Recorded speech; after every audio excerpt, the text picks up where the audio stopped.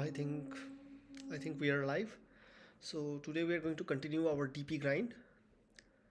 But before that, we have a problem of the day, that is minimum penalty for a shop. Let's try to solve this question before we get to the DP grind. Okay, let me connect my iPad.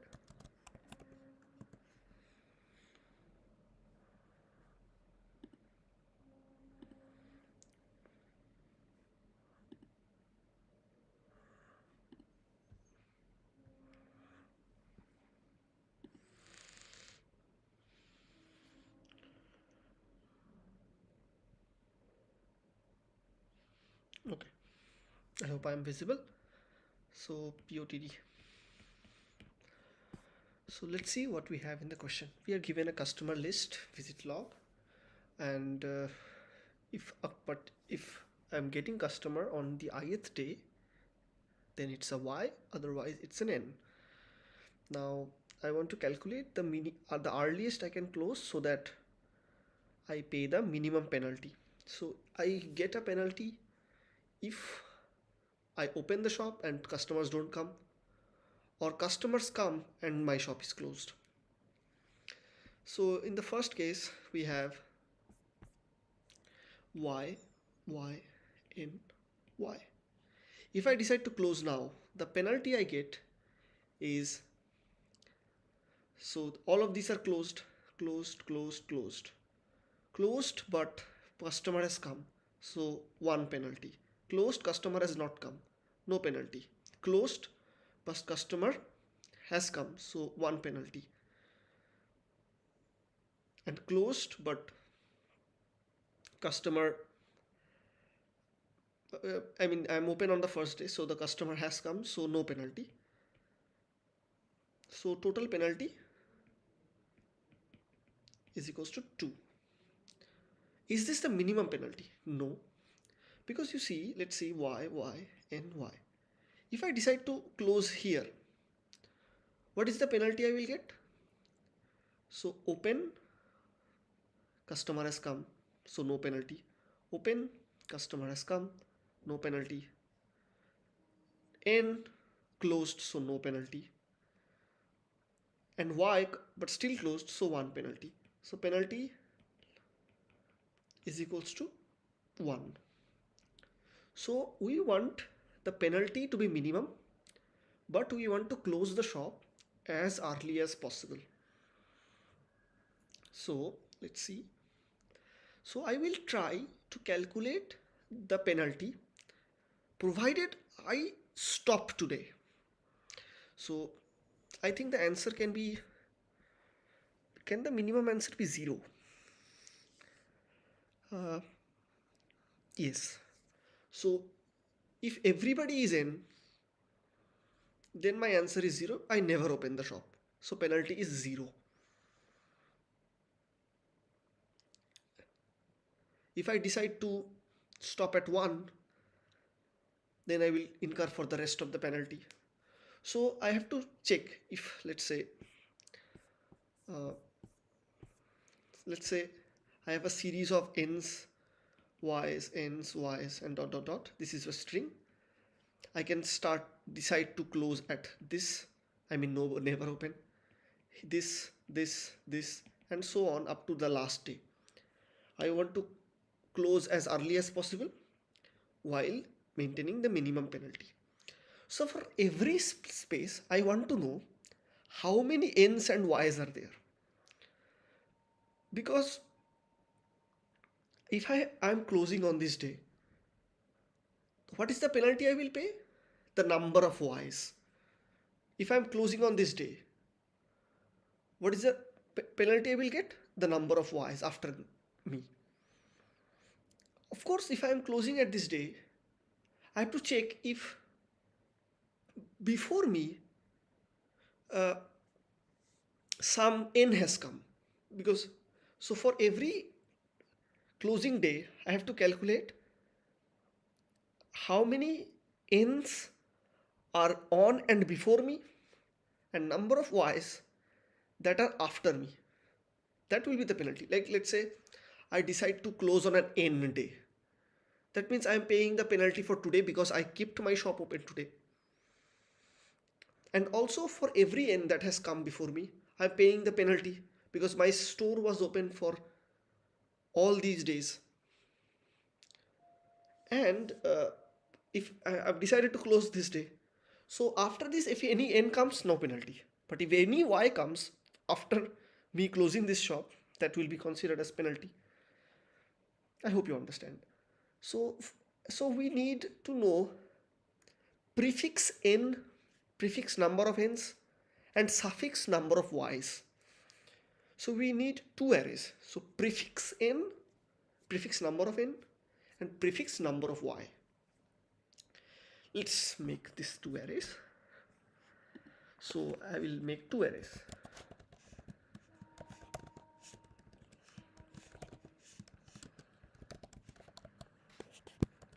Prefix n, of course it will be of size n,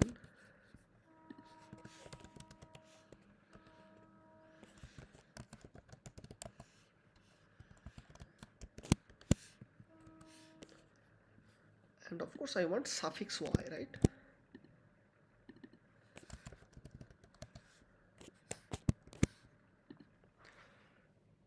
Okay, so prefix n means n today and n before.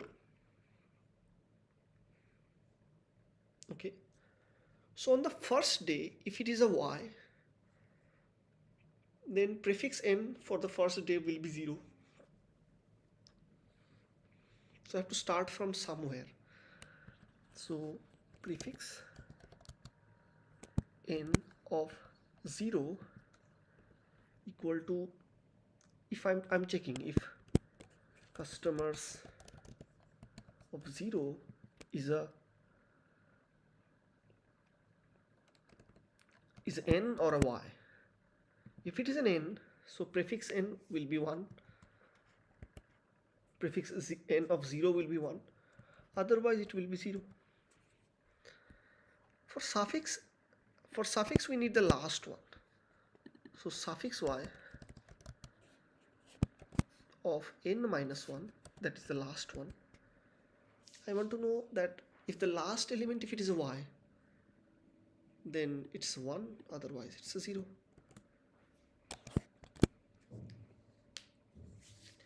Next I will, from the first I know, and I will build up the rest. So for, I'm first building the prefix.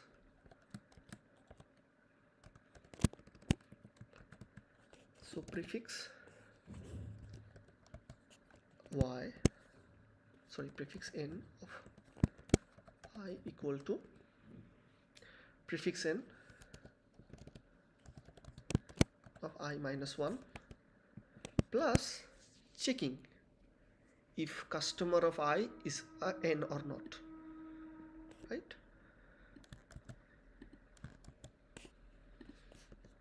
So if it is an n, it will evaluate to a 1, otherwise it will automatically evaluate to a 0. So it's a short way of writing this. Same goes for suffix. So in this case I will go from n minus 1 to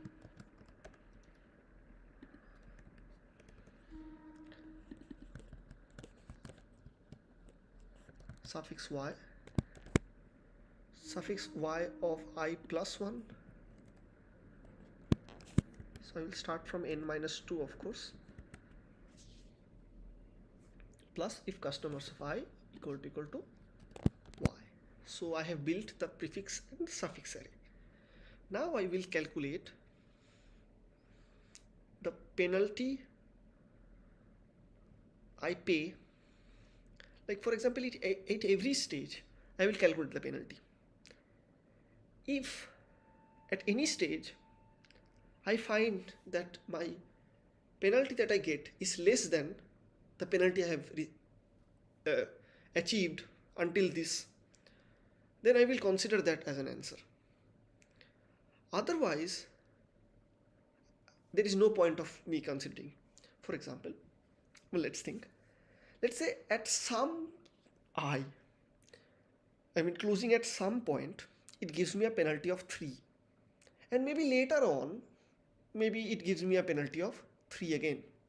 When will I close? First, because I want to close as early as possible while paying the minimum penalty. Yes, if I get a penalty of 3 now and maybe I get a lower penalty, maybe 1, then I will close at that time. If later than that I get 0 or nothing, then I will consider that. If I still get 1, I will close the first one I get, considering that minimum penalty is 1. Okay, so first I will calculate if the answer is 0. Like what is the suffix of 0 is basically the cost. So int result equals to suffix y of 0, because this is the result, this is the closing time I will get if I decide to close at 0. I mean even before the first customer arrives, right? Like I close, I never open my shop, that means. So if suffix y of 0 means the total number of y in the entire array, right? So if I don't decide to open my shop at all, so closing before the first day, that means I will be paying penalty for every y that occurs in this array. Okay, so that is my primary result. Now I will try to minimize this.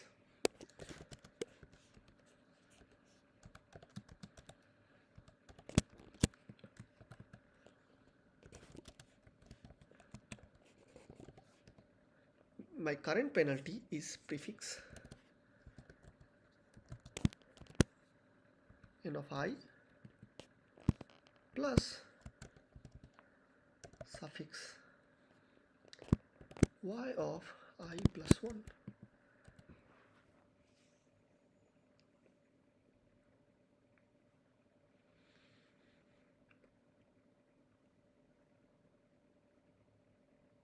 But this I plus 1 will not be defined if I am standing at the last position, because there is no yeses after the last position. So if I check, I have to check that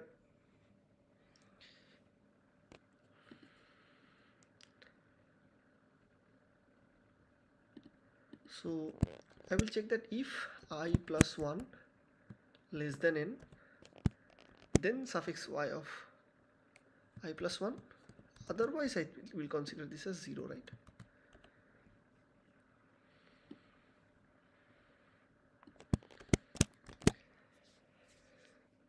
Okay, so this is my penalty for my current index. So if this penalty, okay, and I will also say int closing equal to closing time, I want to know, right? Equal to 0, because this is the closing time for this raise. If penalty is less than, let's say minimum penalty, this raise is a bad word. If my current penalty is less than the minimum penalty, then I will consider this. So minimum penalty equal to penalty,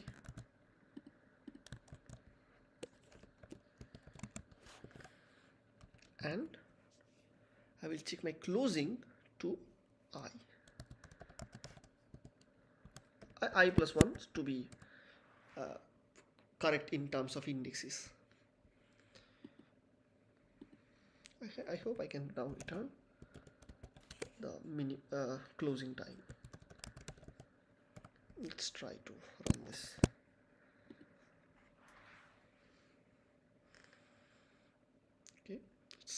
directly accepted without any compile time errors.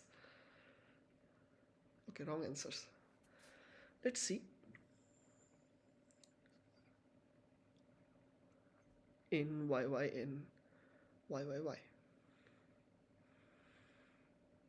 Output is 6, but expected is 7. Let's see. I think we passed most of the test cases other than I think 2 or 3. Let's consider this test case. N y y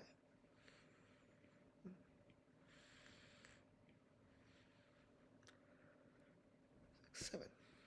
So this is my test case. Now according to us, we okay this closing will be, I think, no, it's okay, fine. So 1 2 3 4 5 6 7. So it's saying to close at 7 and we're saying close at 6.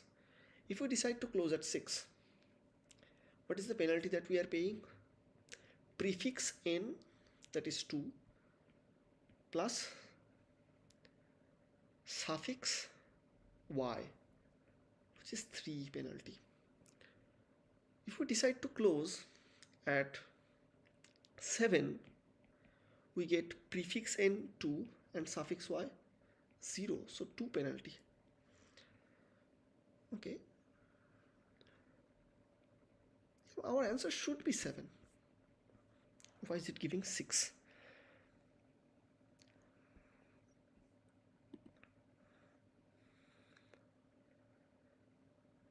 Prefix n of I and suffix y of I plus 1.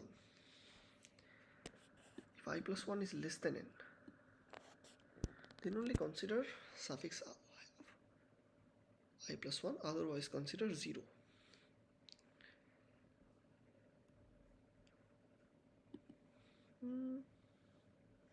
If I is equal to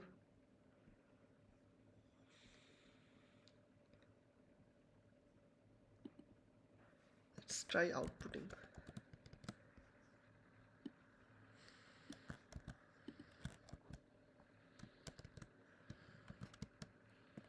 I think we are not.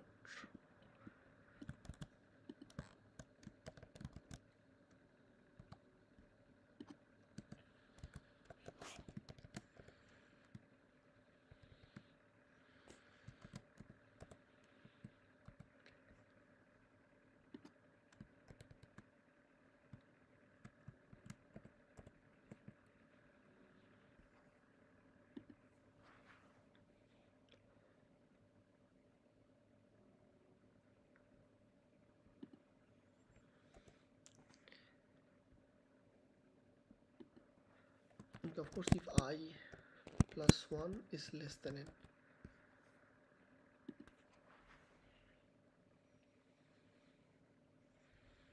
So for 0, my prefix n,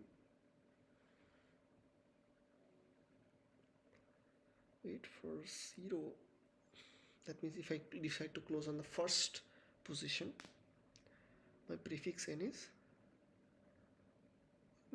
1, yes, including that, and suffix y is 4. So with 1 2 3 4 5, but suffix y is 5. Why is it telling 4? Wait, suffix y of n minus 1 is customer of n minus 1, not customer of 0. Come on, this was a silly mistake. Of course, suffix y of n minus 1 is equal to if the last customer is y or not. Okay, this was a silly mistake. There's nothing wrong with the logic. Okay, so the POTD is done. Now we will continue our DP grind. I believe we have solved around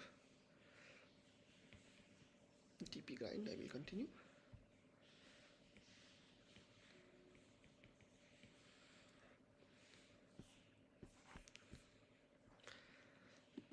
Let's see. So I think we have solved up to maximum repeated substring, and today we will continue from longest. This is the last easy question.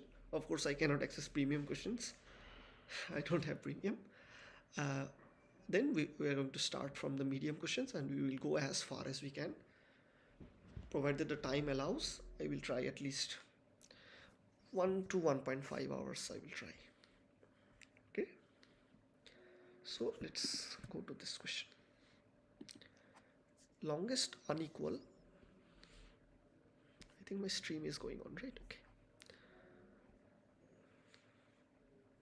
Longest unequal adjacent groups subsequence 1. Okay. So we are given a string, array words, and a binary groups of length n. Okay. A subsequence of words is alternating if any two consecutive string in the sequence and their corresponding elements in the, that is, they cannot be consecutive 0 or 1. Your task is to select the longest alternative subsequence from words. Return the selected subsequence. If there are multiple answers, return any of them. All the elements in the words are distinct.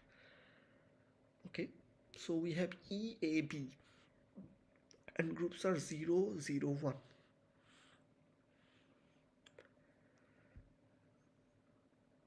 Can I include E and A? No, because groups of that is 0, 0, 0 continuously. So we want to select such that we can alternate. Like if I have selected a 0, the next element that I select cannot have group value equal to 1. Sorry, group value equal to 0. If I've selected a 0, the next one should be 1. I think it's of greedy nature, like, but there is a DP applied. Like, even though if I decide to select this 0, the longest will not be affected. I'm telling you my logic. Like, let's say there is a 0, 0, 1, 0, 1, 1, 0, 1, 0, 1, 1. This type of group is there. So I want the longest such that there is alternate between 0 and 1. So I can just do this.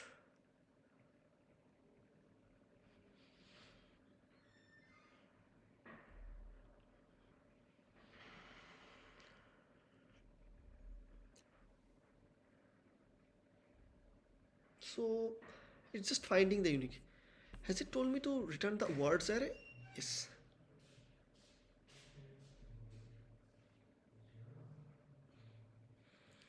So yes, it can be done through recurrence, that at every point I can select or not select. But if I have got a 0 and I'm getting a 1 now, yes, I can get a 1 later as well. But that really doesn't matter. For example, like in this sequence, I select the first 0. Yes, I could have picked the second 0 as well. But does it change my answer? No. But instead of 0, if I had started with a 1, my length will reduce. Like if I select a 0, maybe skipping that 0 to get a 1, something different, is a penalty. So if I'm getting a 0, yes, consecutive zeros, I can select any of them. There is no advantage I get if I select the first 0 or the second 0 or the third 0. If I have a 0, I will select one of them. Okay, so I will just solve this greedily, and then we will try to apply maybe some sort of recurrence to give it a hang of DP. Or should we try the DP first? Okay, let's try to solve it through the traditional DP recurrence way, because this is a grind on DP. So we will try to make our recurrences, formation of recurrences and memoization strong. So of course there is a result. We will be populating that.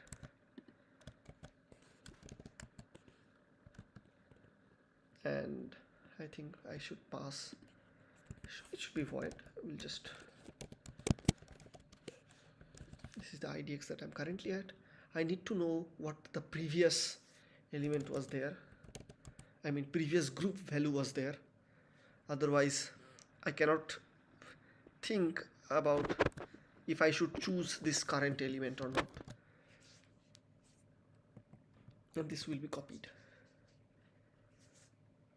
So if initially the value of previous will be -1, if previous equal to -1, of course if IDX greater than equal to words dot size, I will just return as it is. If previous is -1, I can choose to take or not take.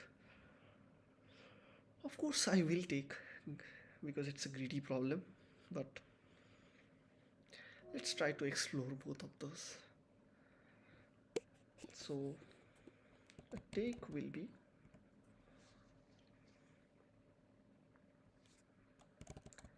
recurrence of IDX plus 1.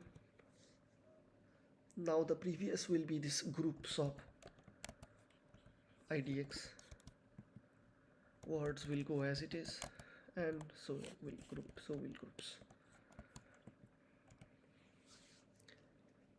and not take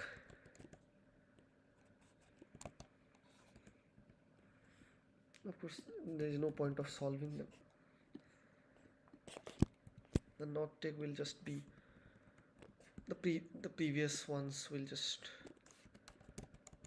right? If previous equal to -1, I can take or not take. If it is not the case, so if previous equal to 0 and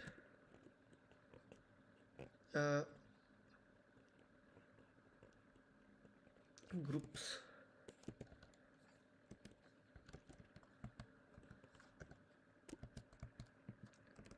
to 1, then I can also again take or not take.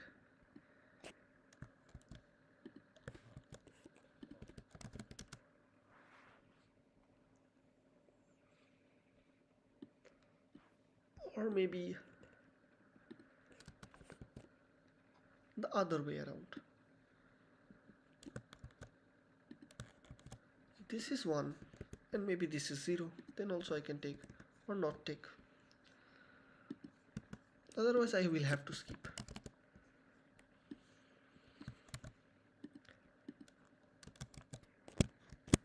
Right? So I will just call this function. So 0 will be the starting, -1 will be the previous, and words and groups. And after that, of course I need to pass this result, right? Because we are populating this result only.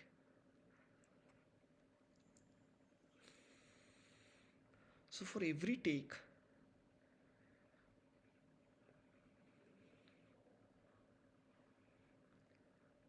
so before take, I am just doing result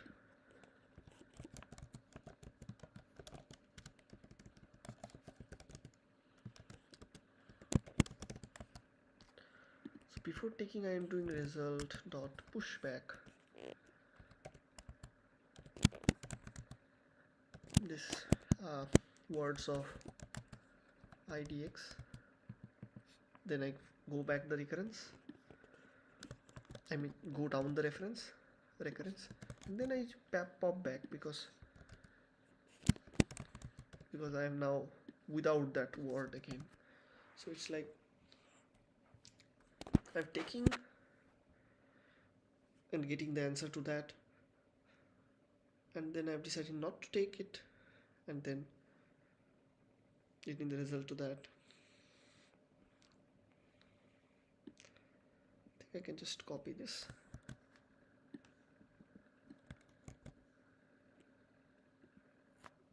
Okay, yes, so, and in case of uh, skipping, I'm just going without doing anything to the groups, right? I think this should be a comma res.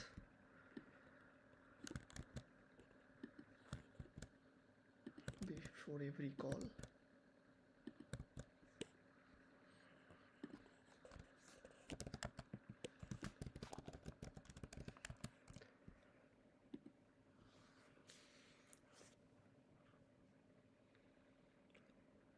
Okay, wrong answer. If it's a 0, I can take or not take.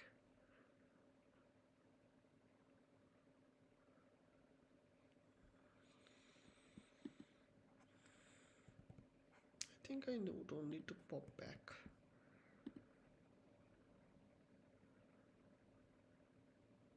Okay. What is the constraints? Up to 100, right? Of course, I will need to memorize this. Only 2 variable based memorization. This will give a TLE, I hope. Or a wrong answer. 0, 1. Yeah, output D, G, and G. Wait. So we do need popbacks.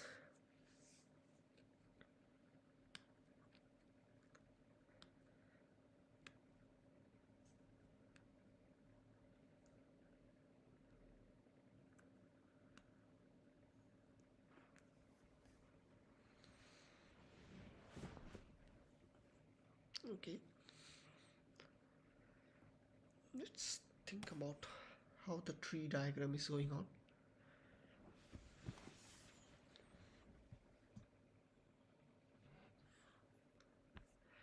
So we sent it with -1 greater than equal to words dot size. We return. So first we start with a, okay, I think I need to put this in bracket, otherwise there can be some problem about conditioning. Yes, let's remove this pop back again. Let's see.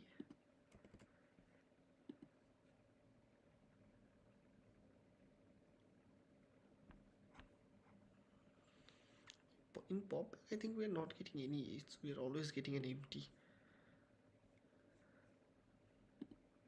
We do need to pop back, but maybe after this. Of course, I'm just doing this randomly. I will try to. Of course, there's no point of doing pop back. Maybe. Let's see. So we have a DG, and we have a D0 and a 1. So we can include a T, and we can include a G. Okay, so it's just that there is no point of checking this. If I can take this, we'll always take this.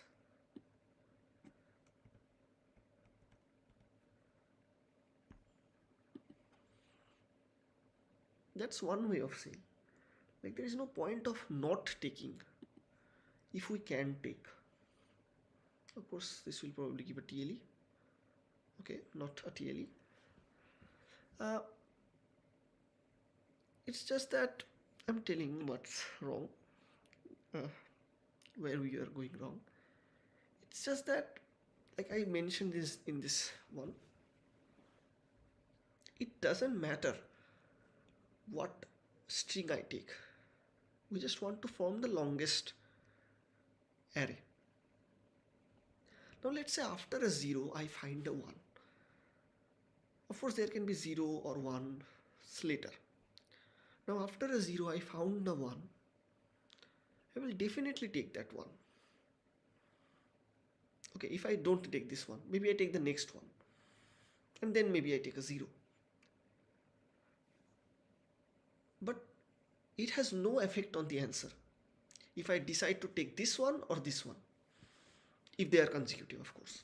If there is a 0 in between, then I have to take the first one. There is no point of skipping. So that's what I have done here. Of course, I think we can memorize this, but it's just that if previous is -1, that means in the first I will take. If I can take, so previous is 0, I am 1, or previous is 1 and I am 0, again take. Otherwise, just skip.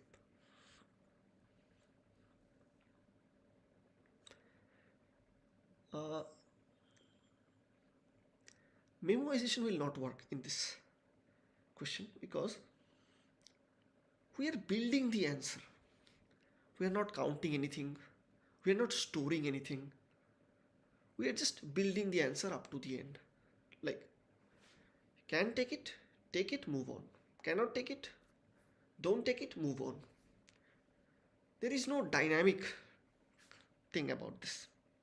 So this cannot be memoized now that I realize. I hope you understand. Let's go to the first medium question.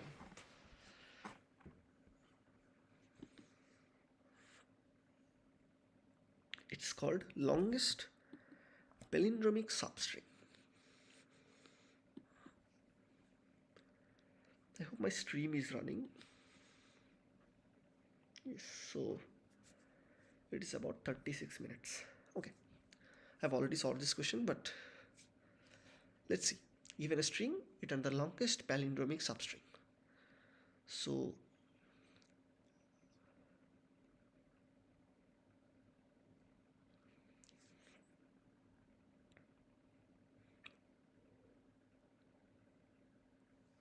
basically, we want to find the largest substring that is palindromic in nature. Okay.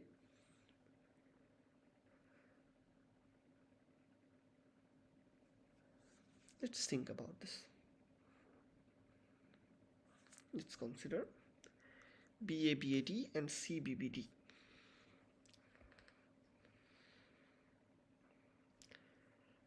So BABAD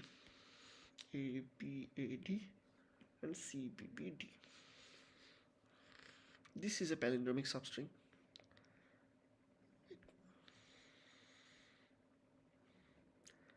This is a palindromic substring. Okay. And this is also a palindromic substring. Of course, one length strings are by default palindromic in nature.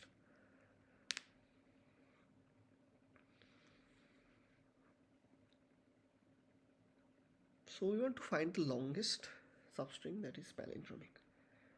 I'm trying to think of some recurrence so that I will maybe take this B.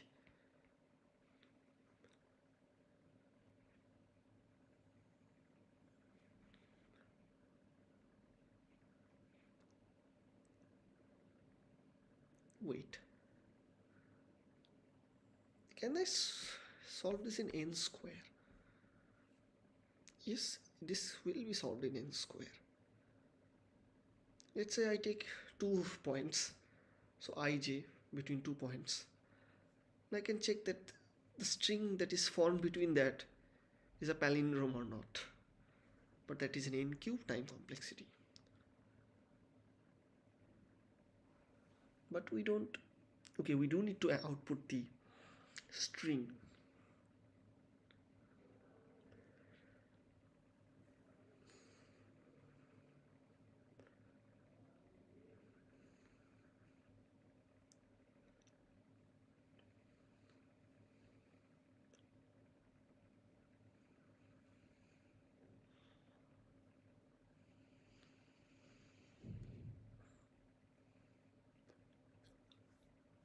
Okay.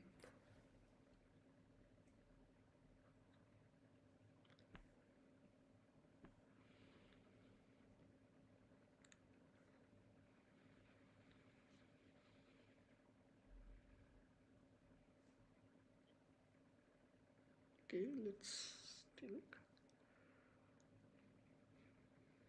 I think I've solved this problem a long time before, so long time ago, so I really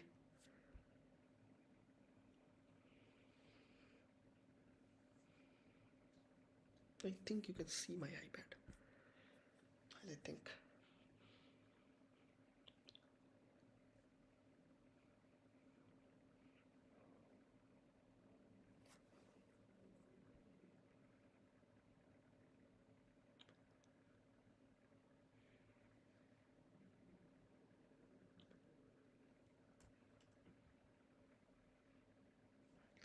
So if I decide to take this,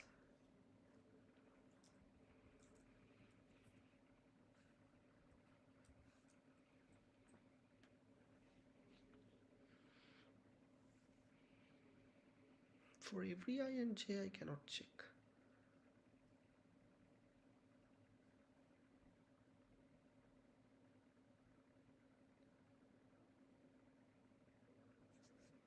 Is my stream still running?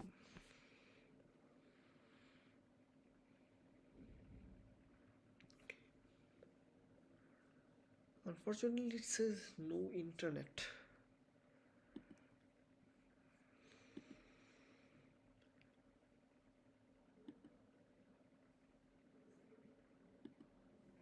Am I audible? Or unfortunately, it says no internet. Okay.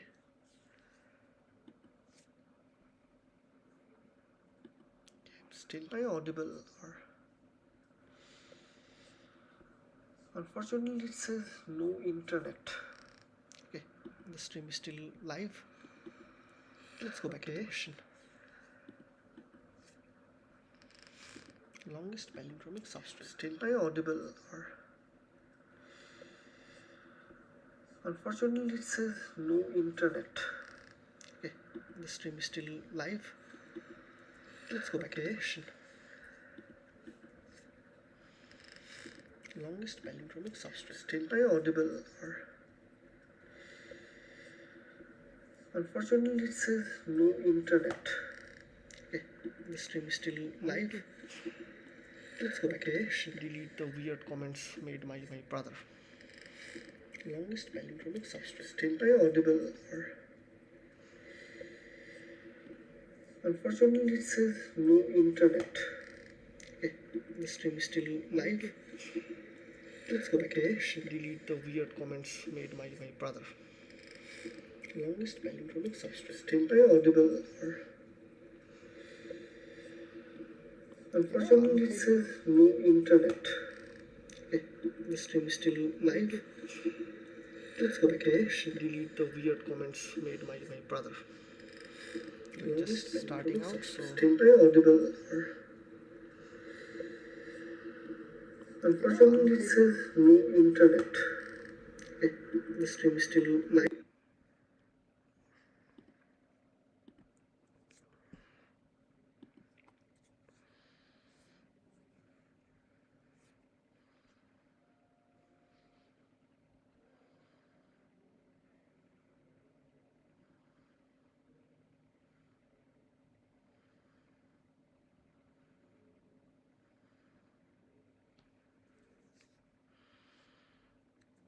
So we want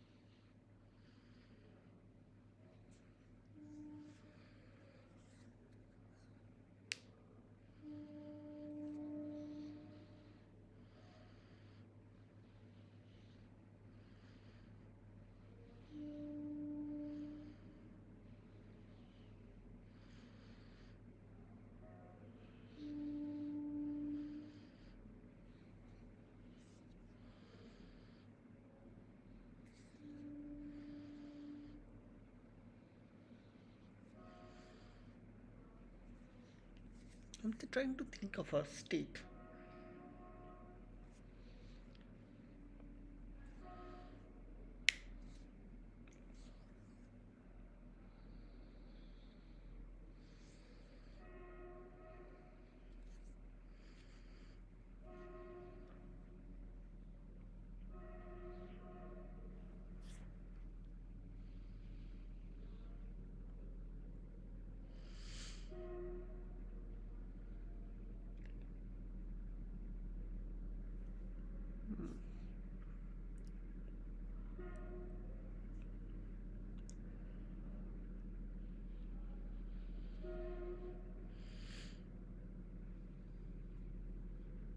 Okay.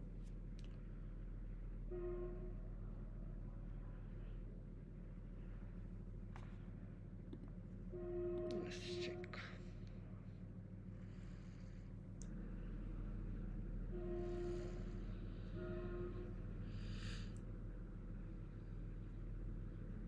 Okay.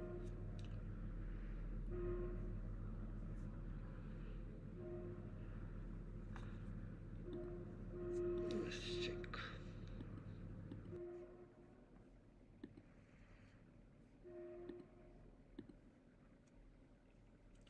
Can I make two points, like let's say if TP of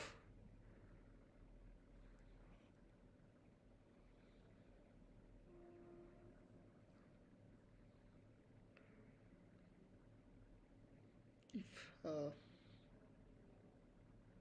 want to know that for every I and j, if it is a palindrome.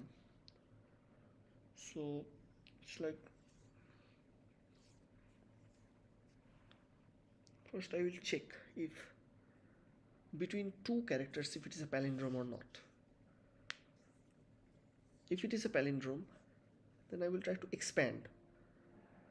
Like if I know that two characters of like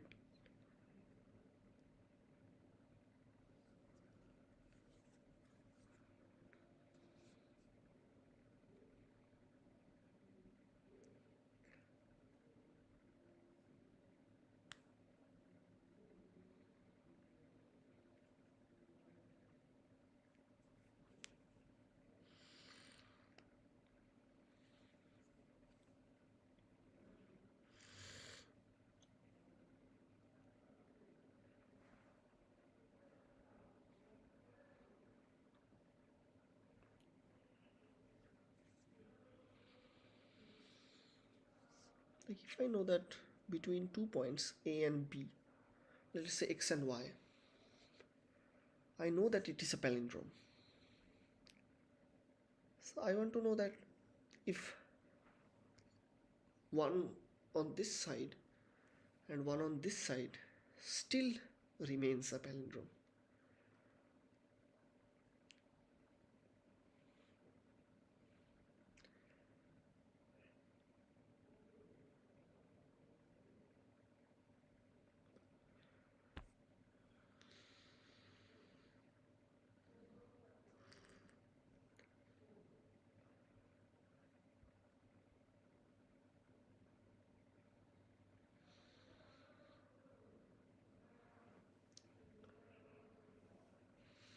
Okay, let's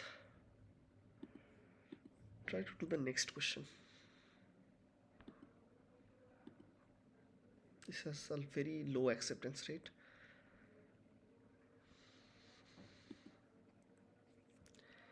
It says, given n pairs of parentheses, write a function to generate all combinations of found parentheses. N is up to 8.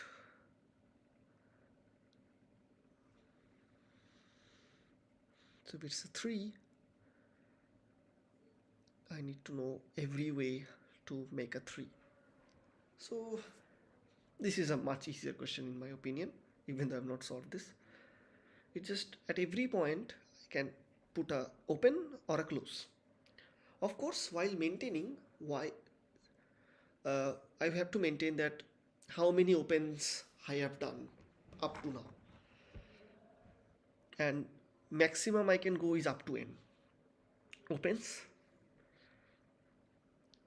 and at every point I can close or open, of course. So let's try to generate this. If, so let's say void recurrence. I think I'm running low on battery, so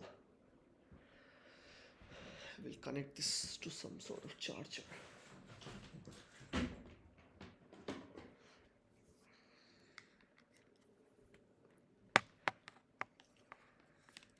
Excuse me for a minute. Okay, it's charging.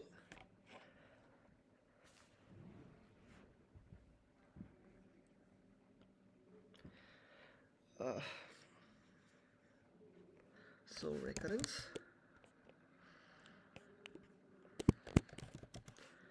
IDX, of course 2n every in length, len,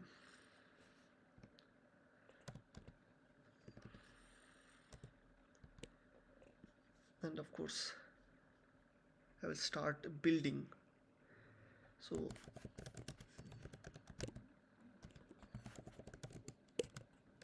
build and string, or I need a vector of string res.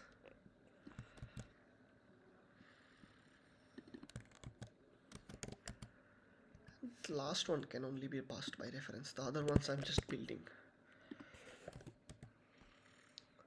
Okay, so we will also solve the longest palindromic substring, maybe not in this stream because I don't want to waste time. I will probably not be able to solve it now.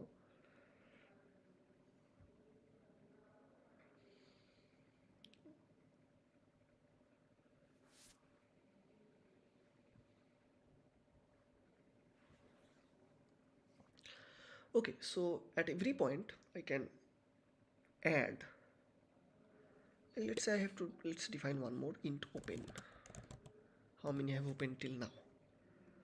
So I can either, if I mean opened and not closed yet, if open is greater than equal to 1, so at least one I have opened, so I can just do building dot pushback. Okay,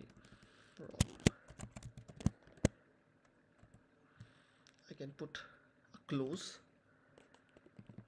and I can continue. So recurrence, even though IDX is required or not, is IDX is required, like how many I have entered. No, I think I need this. If building dot size is equal to 2 times this n. Let's say this is n. Okay, so I will just result dot pushback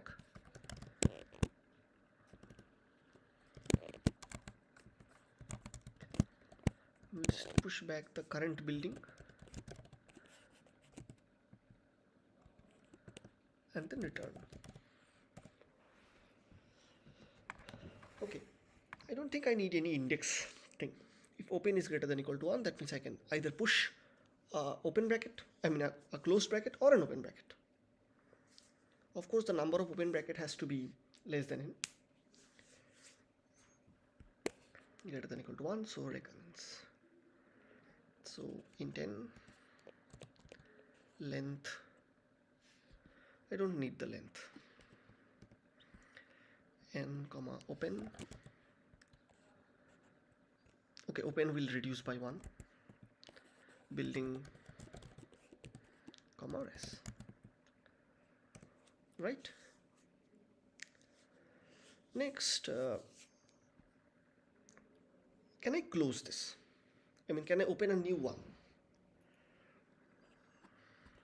So that I will check by if op open is less than equal to less than n. So that means I can open. So I can put an open and I will go open plus 1 and that.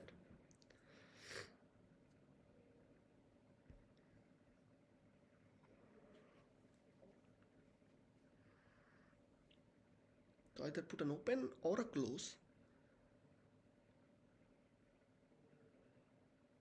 So do I need an else if or an if? No, I think both are applicable.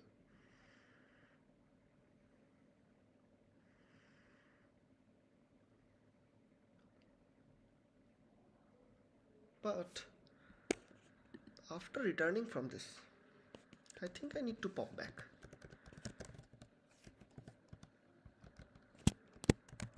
Because let's say I decide to put this close and go on to generate the rest of the results. But maybe I decide to open now and not close. So I need a pop back.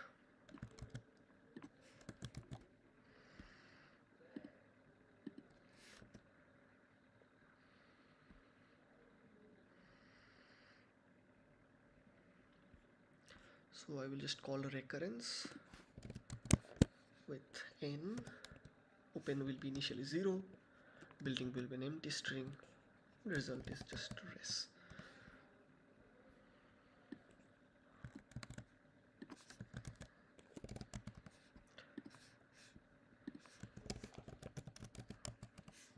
Let's try running this. Okay, and 3. Okay, what have we done? Okay, this we have generated. Good. Wait a minute. I cannot open more than closed. If open is less than n.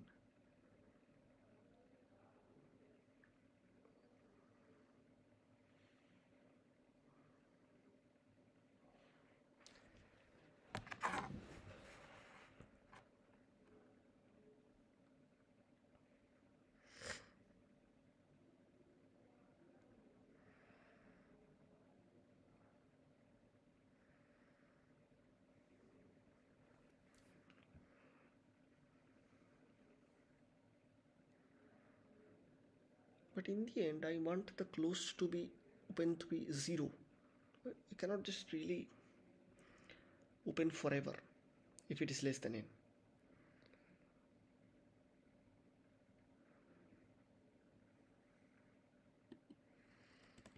If I don't do this -1, even though this is a bad trick,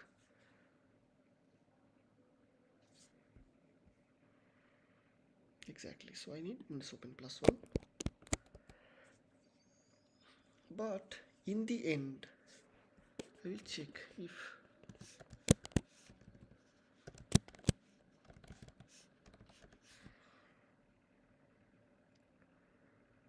otherwise just a return.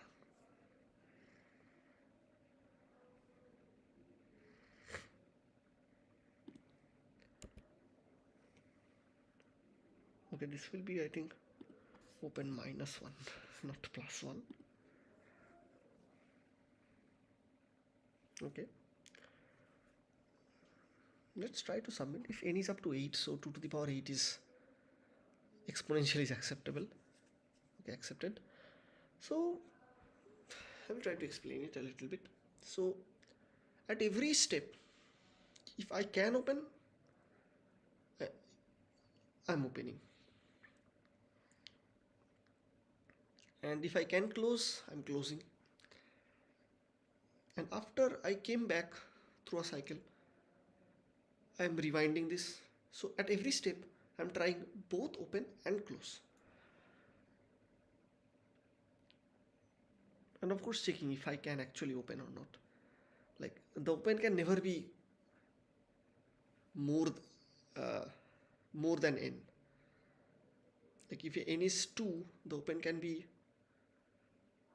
I think the open is if it is less than equal to n. Like no, it has to be less than n, because if I'm opening one more, right? So if n is 3, so I can open one more only if my current open is maximum 2. So at every step I'm trying opening and closing both,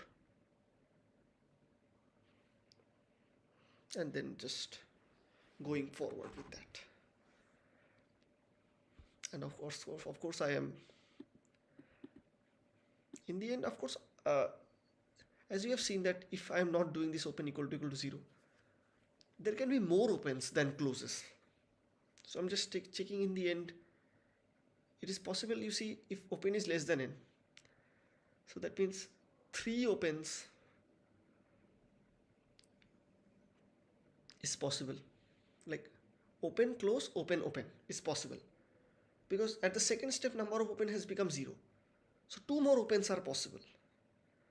But it's actually not, because that will not be considered valid.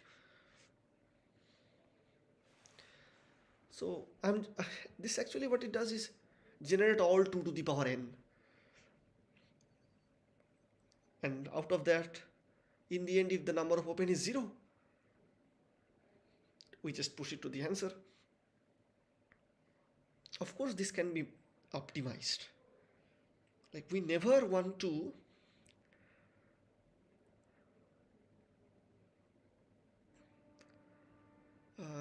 open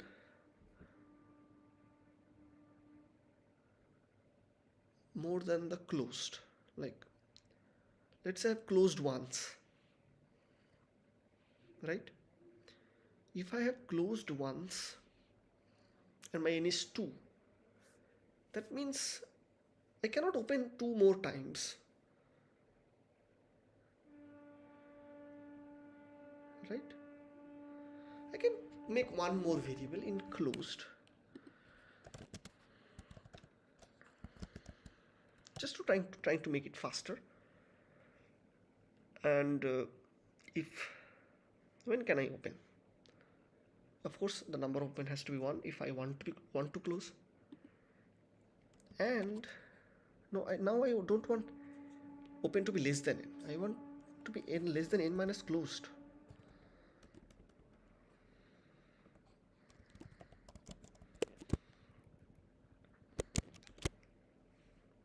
Of course, if I have closed, this closed will increase, right? And if I've opened, this closed will remain same. Of course, in the initially closed will be 0.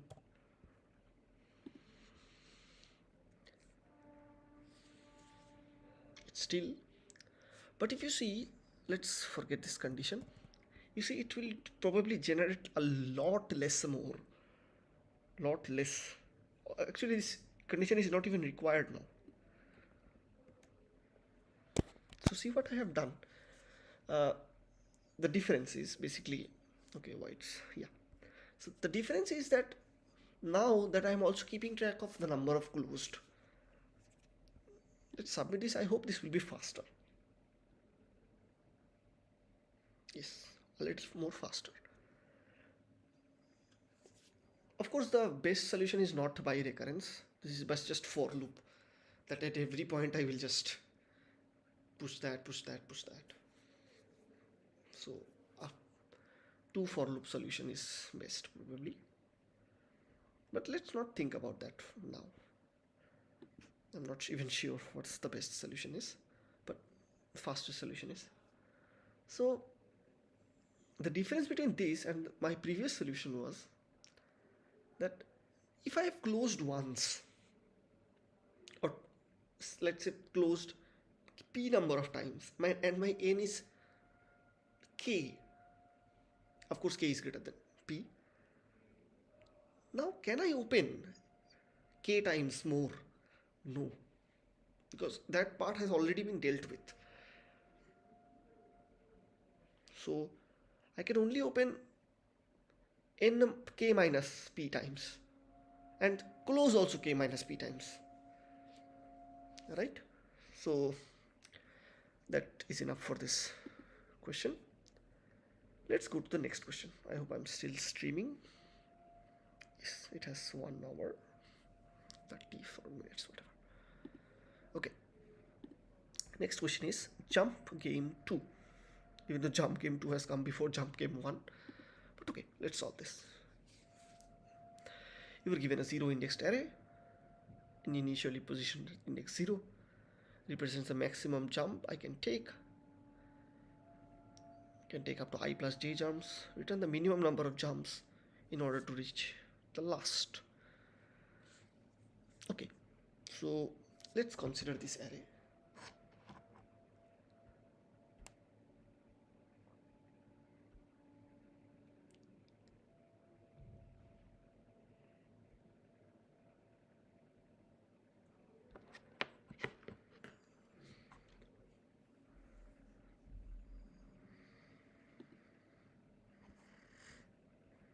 Wait a minute.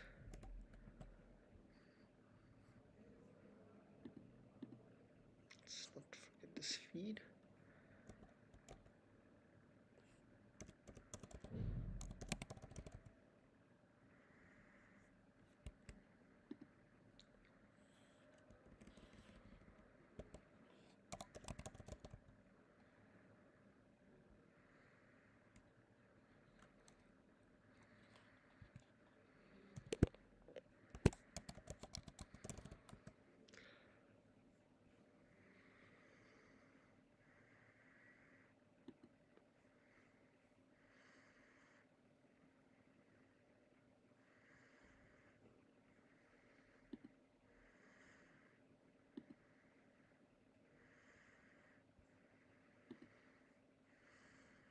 Let's see if it's running well.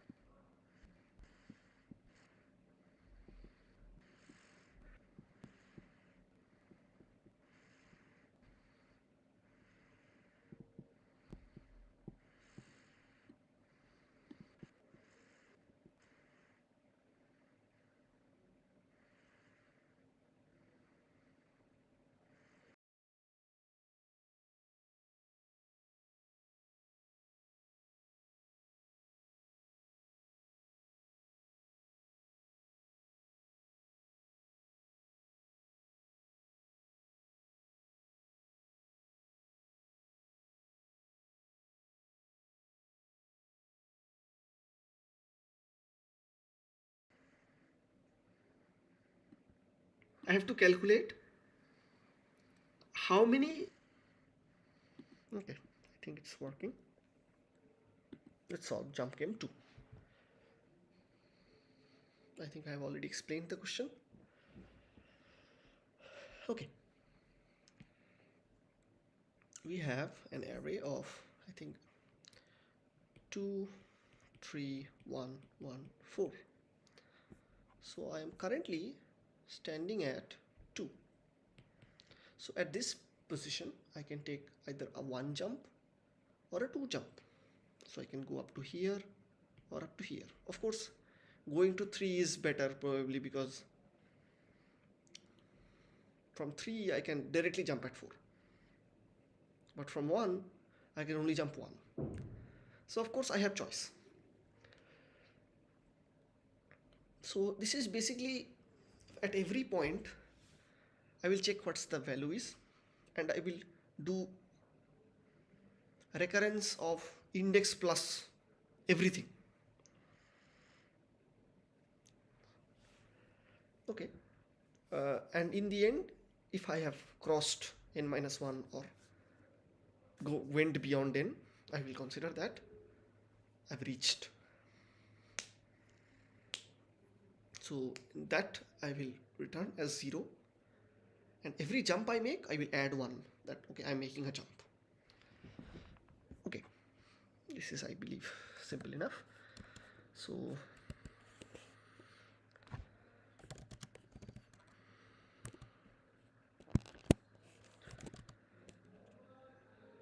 idx, and I think no, idx is enough. Okay, I of course need this.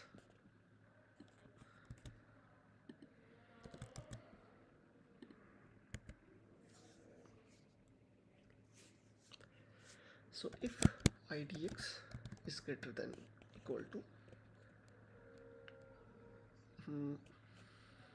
so where my index should be n minus 1, so return 0, no more jumps required.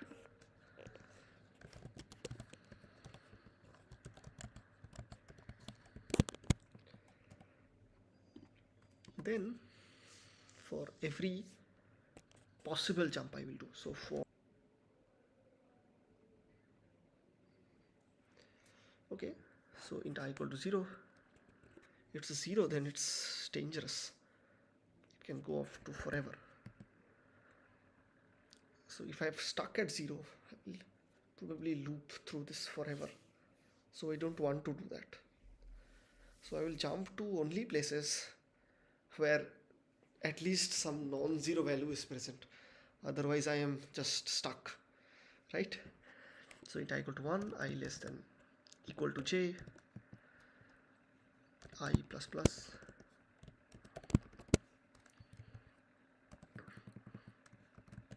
so let's jump. Okay, int jump is equals to recurrence of idx plus j, sorry, what is this j? J is this nums of I, right?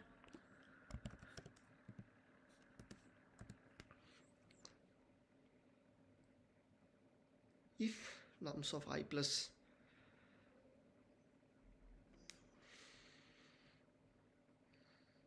of course this nums of idx plus I has to be equal, not equal to 0.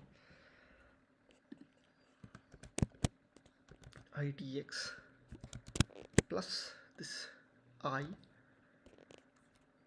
is less than n, that means I'm still in the bounds, I cannot really cross, and this nums of idx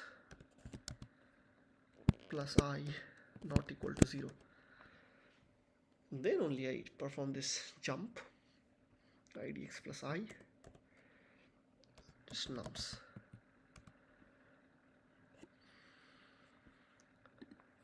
One plus. So of course there is a minimum answer, so int min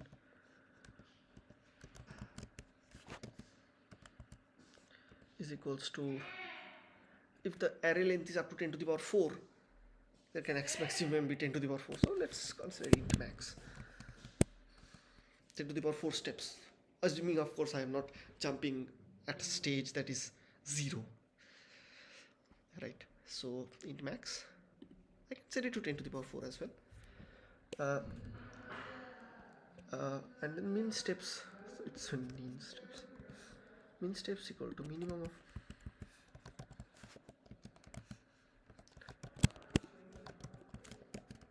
comma this jump, and I will just return this.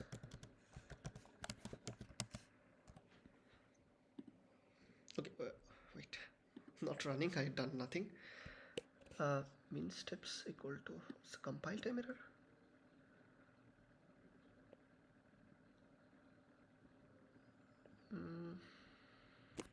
Wait,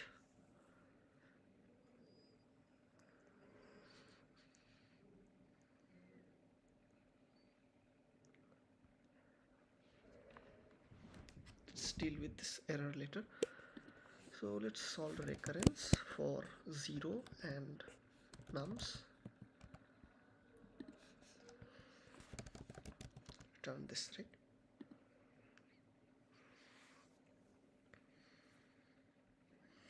Okay, reference to non-static member.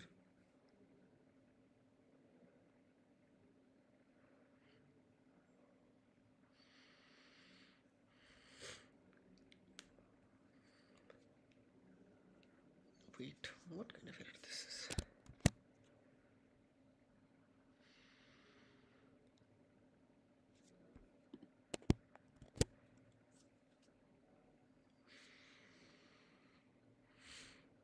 Okay, this has to be within,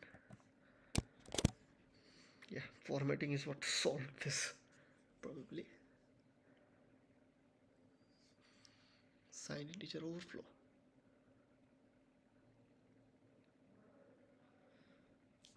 Okay, so let's say this is long.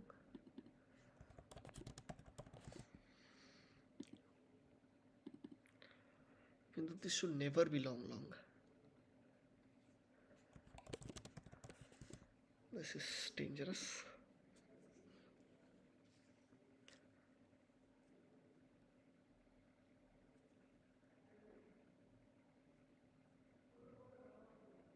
Wait. Okay, main steps is int max. Let's say this is 1e4.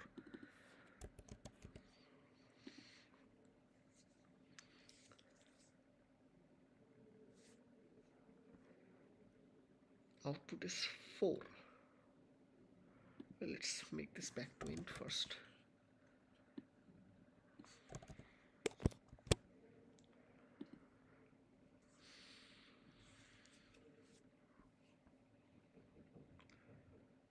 Four steps.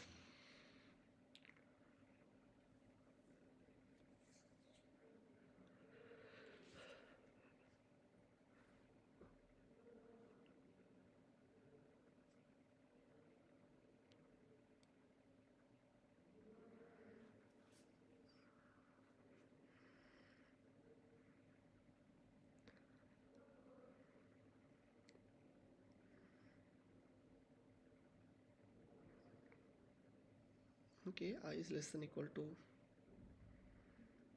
nums of I. IDX plus I is less than n. So I will at least jump to a place that is within bounds, and I will jump to only place where it's non-zero.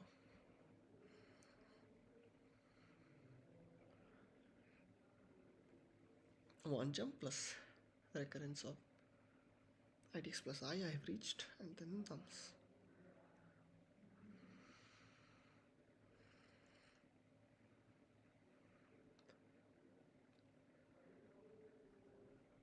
What about 2?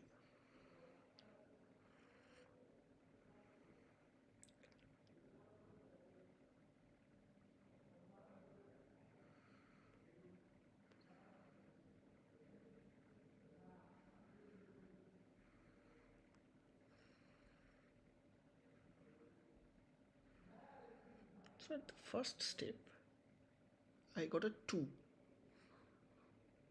So I can either step 1 step or 2 step. I can go to 0 plus 1.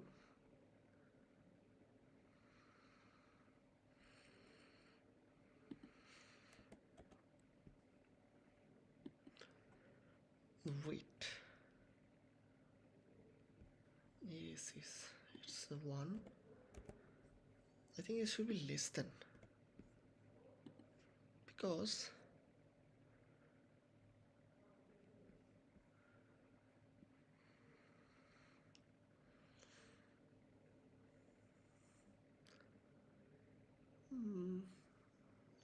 if let's say nums of I is 2 and I'm starting at index 0, so 0 plus 2 is 2,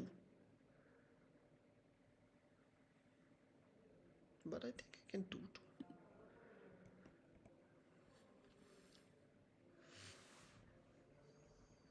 2. And let's say 1.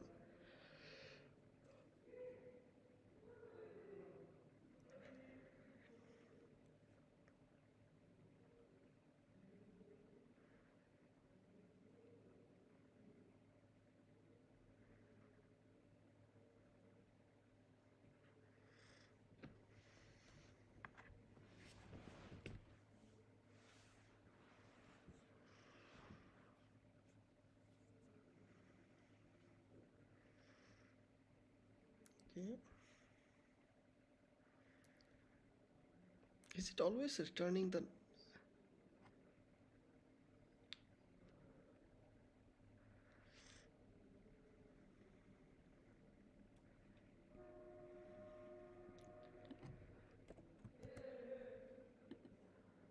okay, greater than 0.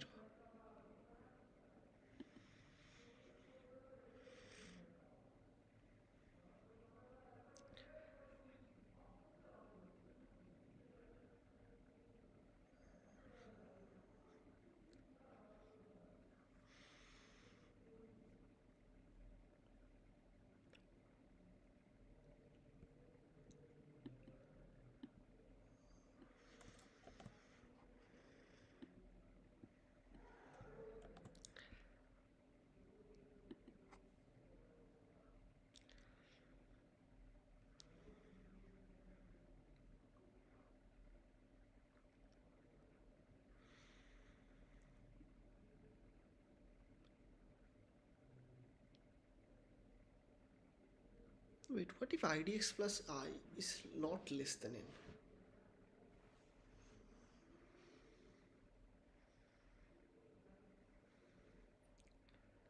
What if idx plus I is greater than equal to n directly?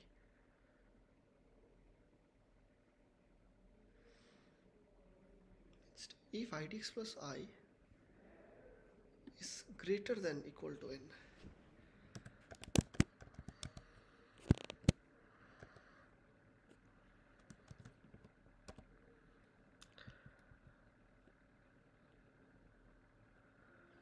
I mean if it is greater than n minus greater than n greater than equal to n minus 1,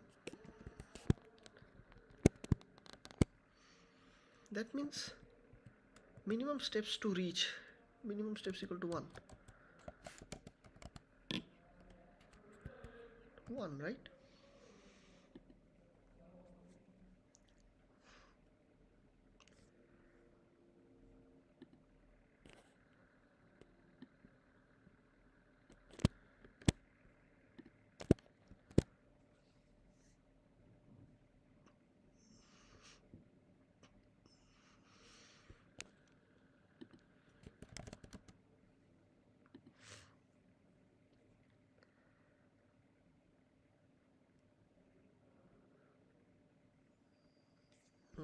This is less than n minus 1 because I don't want to be stuck at.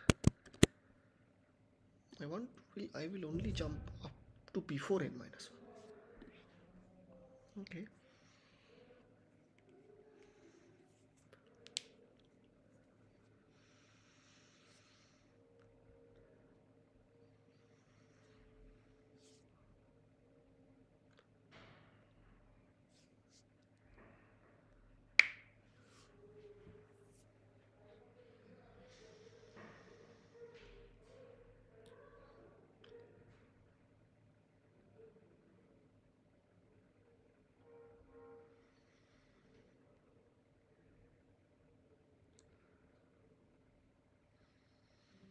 Where am I going wrong?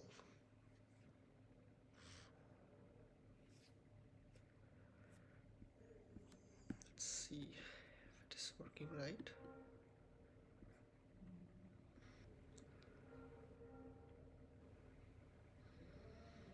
Where am I going wrong?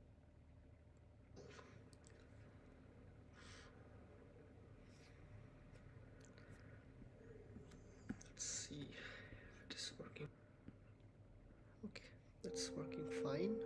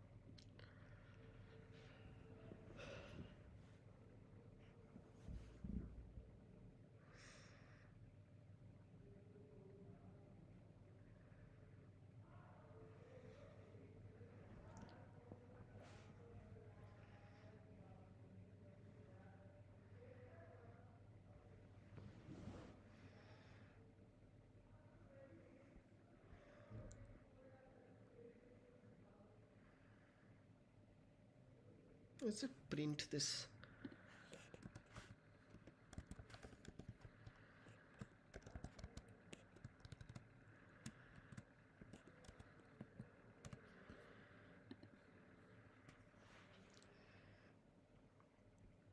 First time 0, 1, 2, 3.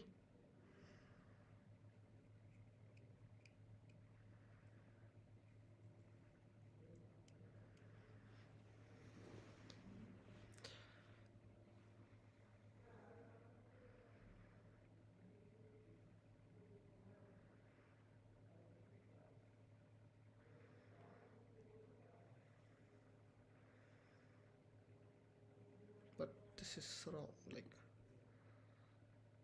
0 and then 1.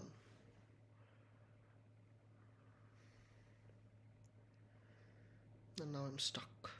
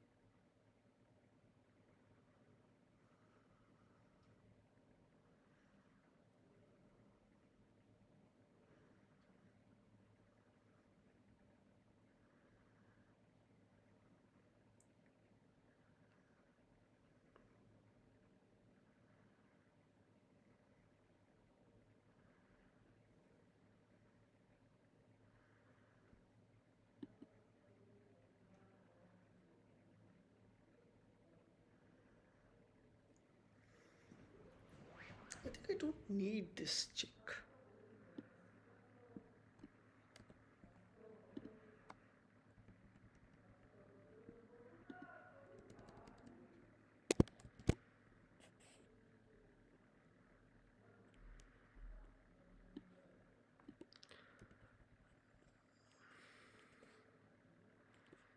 If nums of idx equal to 0,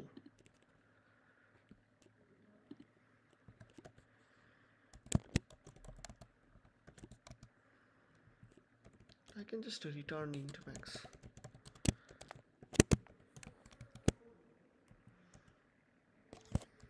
Right?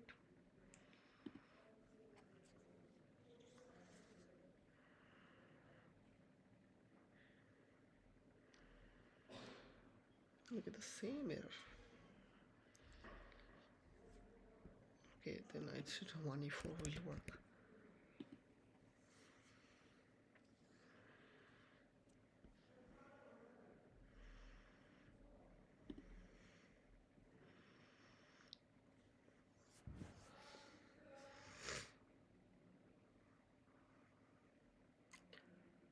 Okay, print nums of I.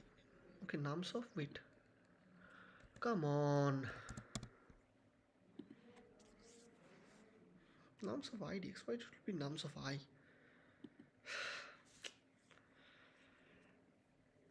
Silly mistakes. Let's see if this. I think it still give a TLE. Yes, because first there are outputs which you don't want, and I think we need to memoize this because for every index there has to be a solution. So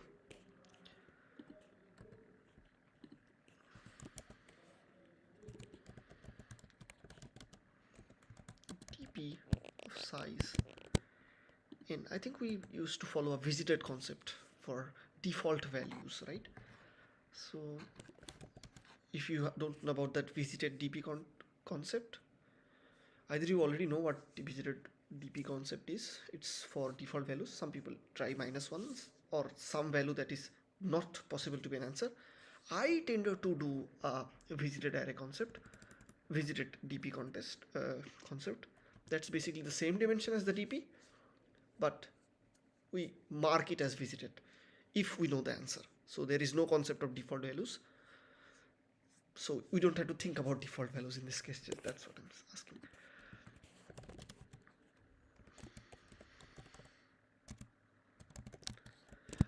I've discussed about this in my previous streams or videos.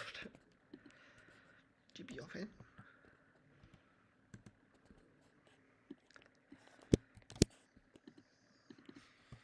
This will be bool. So I send the DP and the viz.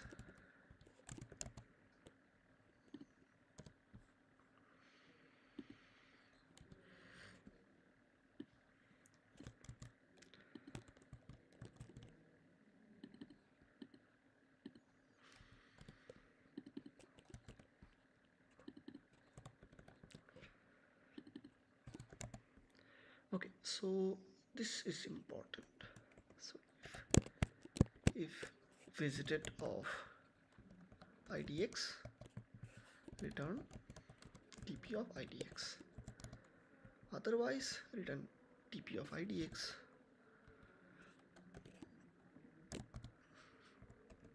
Equal to, before returning, I just mark it as visited. By default, Boolean vectors are set with zero value, false values everywhere, right? Of course, in every copy, I have to pass this dp and viz.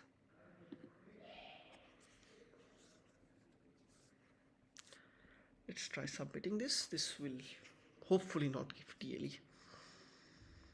Okay, accepted. Probably the slowest solution, but it's, what is my time complexity? I think it should be order of n, or order n into m. What is m? What is m? Yeah, for every step I'm going all the ways. So yes, it will be n into m. I think that's the expected time complexity. 10 to the power 4 into 10 to the power 3 is 10 to the power 7. Is there a follow-up that try to do is in 10 order of n? No. Okay, this question is solved. So the concept is still remains the same. I just did one silly mistake here. So the maximum amount I am allowed to jump is nums of that idx, not nums of I, of course. Nums of 1 will just always be the first. That's why it was giving errors. So if I have, let's go through it once more. If I am in an index that is greater than or equal to n minus 1, that means I've already reached the destination somehow. So no more steps needed. If nums of idx is 0, that means I'm stuck in an infinite loop. So return 1e4. Of course, I will minimize this later as we backtrack. If visited, then we return, and we just take every step. Every step counts as 1. So 1 plus the result from idx plus I to the end. And we minimize, and that's it. Okay, I hope you understood. Let's go to the next question. Maximum subarray.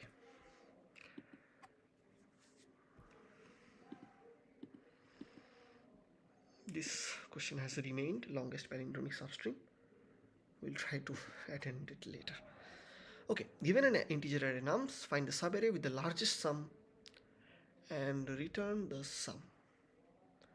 I think this can be solved by Cadence algorithm. The standard solution of our maximum subarray sum is Cadence algorithm. Let's think of some DP way. Like either I can pick this up or not pick this up.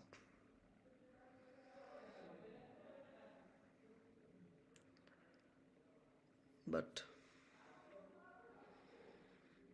it's not a game of subsequence now, is it?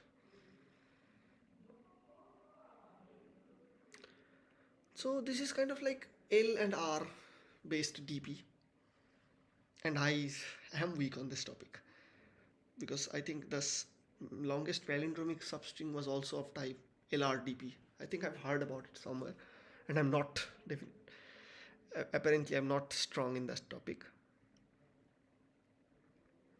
Let's try to solve it by Cadence algorithm. I will explain the Cadence algorithm.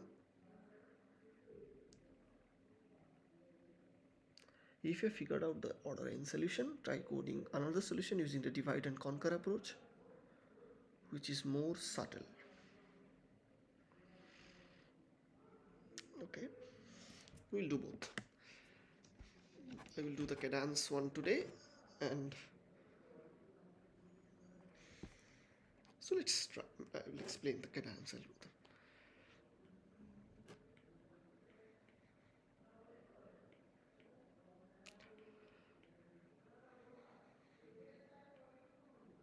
For maximum subarray sum.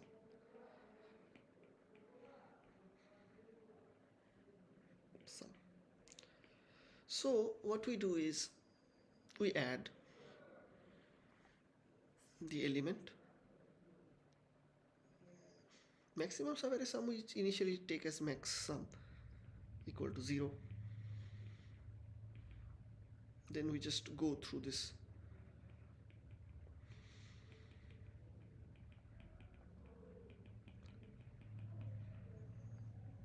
and let's just say that let's try to add this. So sum plus equal to it's ARR of I, and I will maximize max sum is equals to max of max sum comma sum if sum is less than 0, sum equal to 0.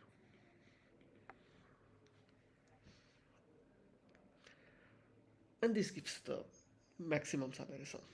I will tell you how this works. Let's say the array is -2, 1, -3, 4, 1, 2, 1, -5, 4.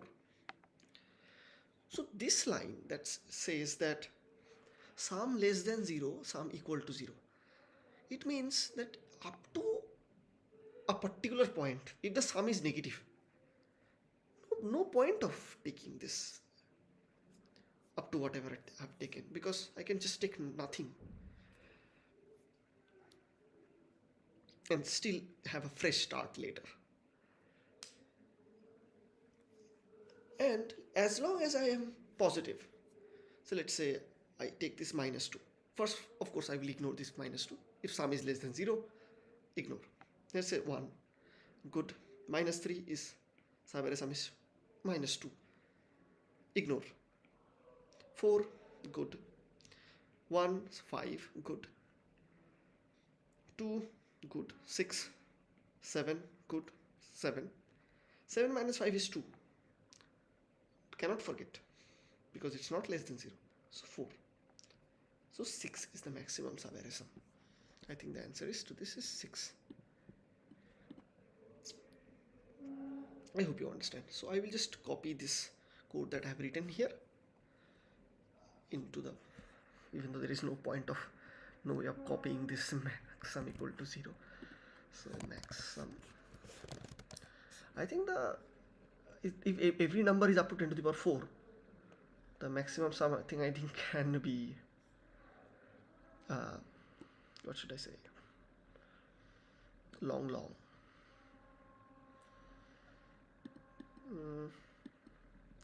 Well, let's take integer,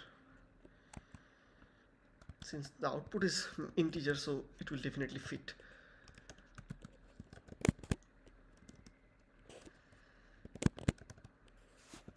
X through nums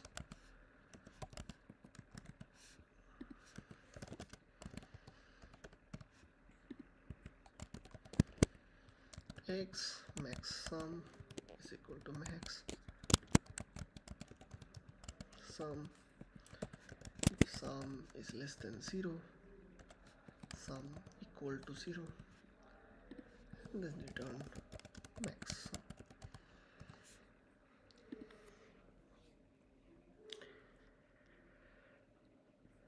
Okay, let's try to submit. Wrong answer. Nums is -1, expected is -1. Wait, that means I don't have the choice to not take any element. I have to take at least one element, I guess. Find the subarray with the largest sum. It is not defined the subarray, so subarray cannot be empty. So I think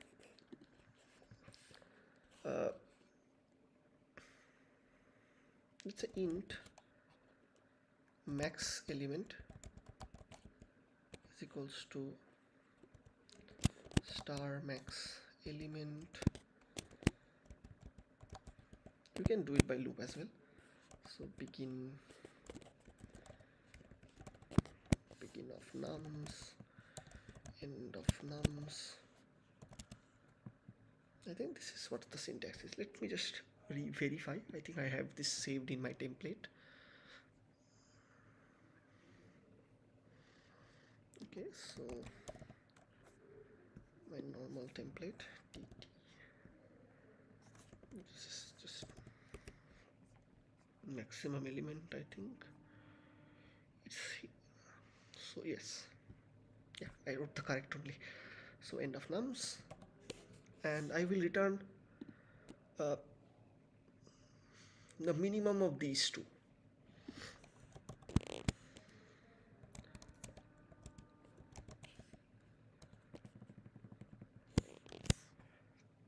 Because if the minimum element is negative, then maximum element is negative. Outpost 4, expected is 6. And of course the maximum element has to be positive, right? Of course I will only consider the negative numbers. Like if every element is negative, there is no positive number. If there is any positive number, if every element is negative, right? So I will do this check. If let's say int every element negative EEN equals to false. So, and I will just do this. If every element negative is true, and if I find at least one element that is not, if x is greater than 0, EEN equals to false. So I will do this if EEN, then we return, otherwise we return max sum. I hope I made sense. So basically if every element is negative, then I don't need this.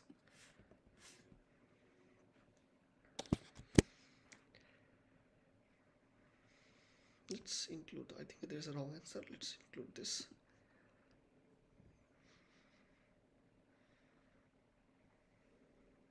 So it's like this question just specifies that the subarray cannot be empty, and that's it. If the subarray cannot be empty, that means if every element is negative, I have to take at least one element, right? So I will take the maximum of that. We'll only do this if every element is negative. If at least one element is 0 or positive, that will be handled by this max sum Cadence algorithm. Like Cadence algorithm assumes that I am allowed to take 0 length subarray. If I consider that max sum as 0 initially. If you initially assume that the max sum is the first element, well, if I assume the max sum to be the first element, no, but you see that, yes, I think this will still work. Let's try. let's assume that the first element is the max element, right?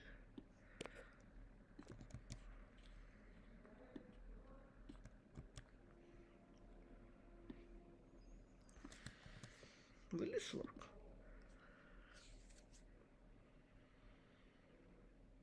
Okay, let's try.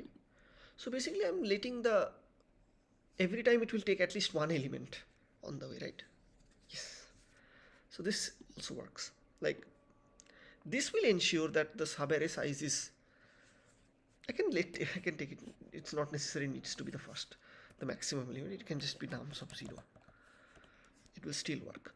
The thing is, this I think will ensure that, you see, before taking the max sum, I am doing a plus x, and then maybe forgetting it on the bottom if it is negative, but I'm taking one if it is possible to take, and then maxing. Okay, I hope I made myself clear. Now it asks for a follow-up, that divide and conquer approach. If it's a question of subarray, that means LRDP will be used, and I'm not really very comfortable with LRDP as of now. I have to study this part.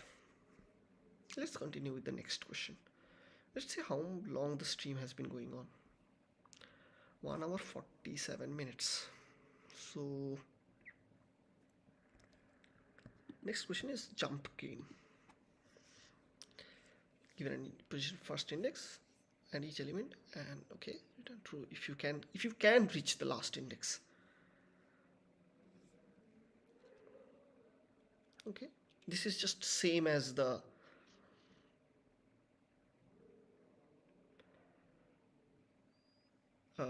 jump game 2. Only one difference is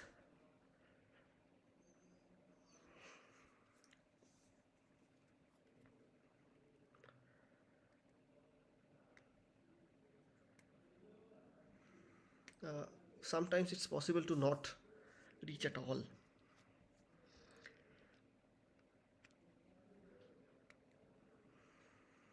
It's up to 10 to the power 4. So I will just check that if the answer is 10 to the power 4. Let's copy the code from jump game 2.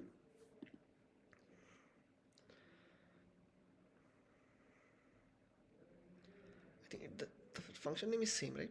No, it's can jump. Copy. I will tell you what's my logic is, of course. So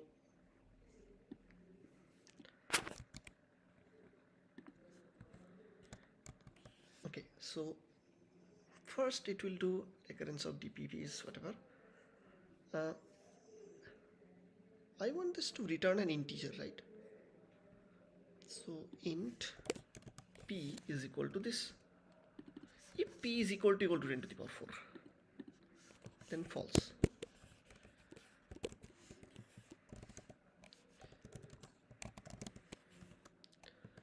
Else return true.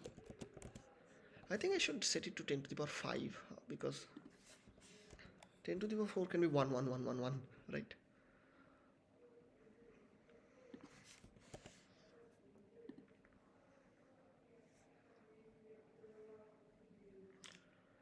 Okay, this function I don't need anymore, even though it expects an integer. Okay. In the second case, I have returned true.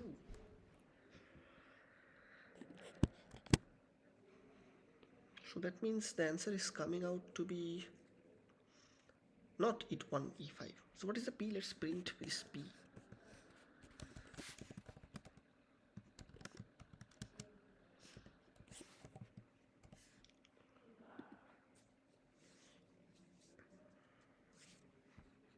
That means it's giving us some answer. 1, 2, 3, 4, 5. 10 to the power 5 plus 1. If it is greater than or equal to 10 to the power 5. Doesn't matter. I think it's 1 plus that 10 to the power 4 logic is going on.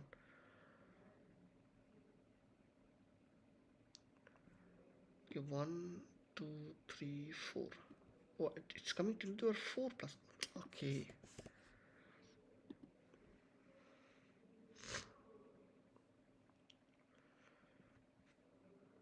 Okay, 10 to the power 5 is only coming, so I don't need to check.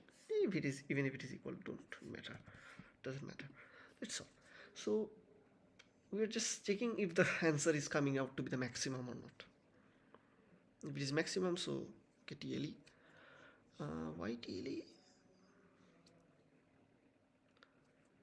They have, I think we memoized this, right?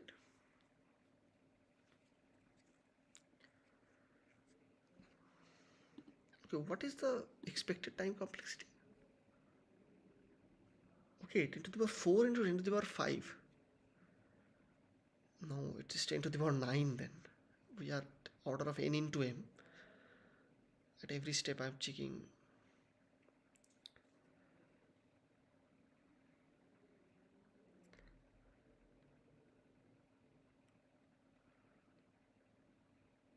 All we need to care about is if it is possible to reach.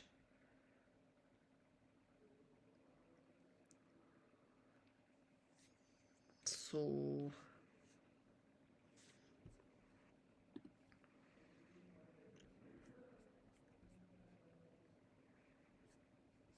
okay, so n into m will not work.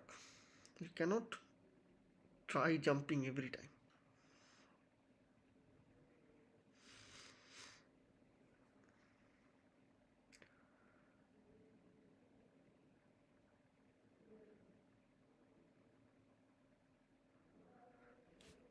Okay, if I return false, true, all we need to know if I can reach.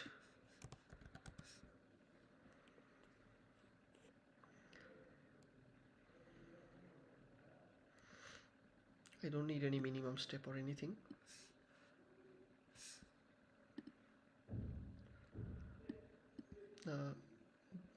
Bool can false. If I find at least one way, can equal to can or jump. And this will be bool. Just tell me if I can. I think the okay, I don't need to return, just dp of idx, and the return type is bool now. So if p, if just p, no need to do anything. Okay.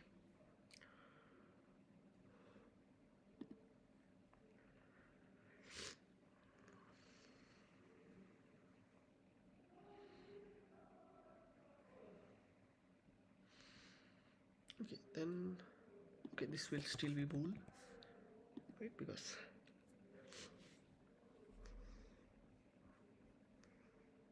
output is true. So it's saying we can reach somehow. If id is equal to 0, return false.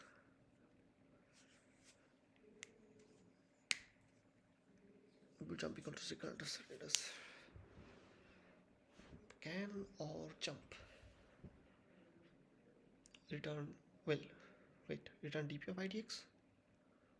No, I mean I return can, right? Is equal to can.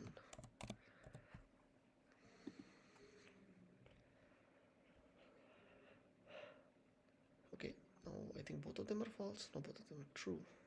But false.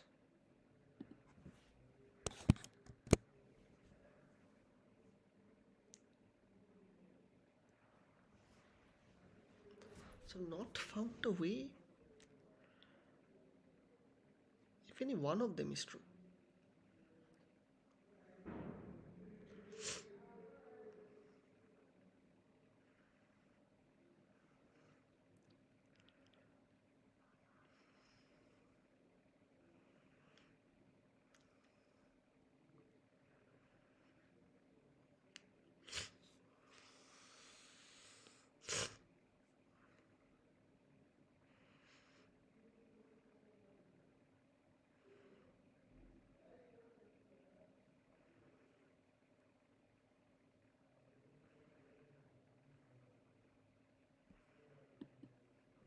should work.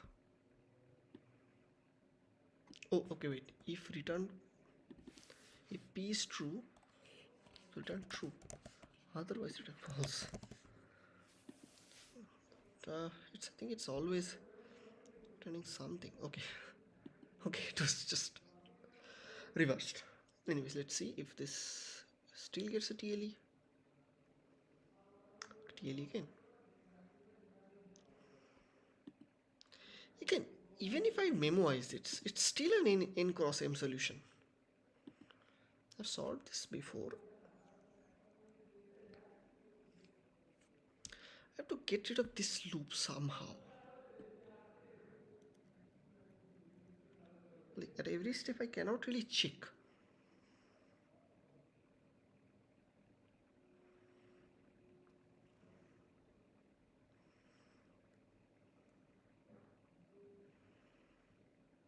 Is there a greedy approach?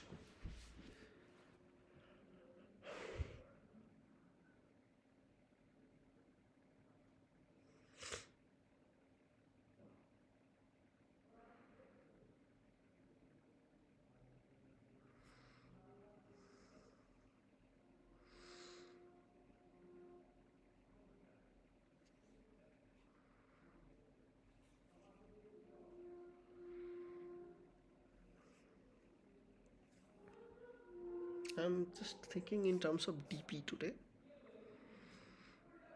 There has to be a greedy approach because we cannot try every possibility. But this requires some, like at every point I want to check for, or I want to reach some place that is non-zero. But what if that place has only 1 and the next term is 0? It can be a death trap. I have to check every possibility.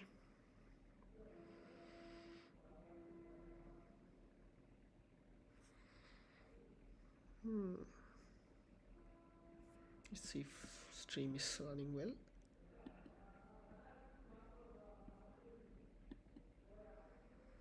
Possibility.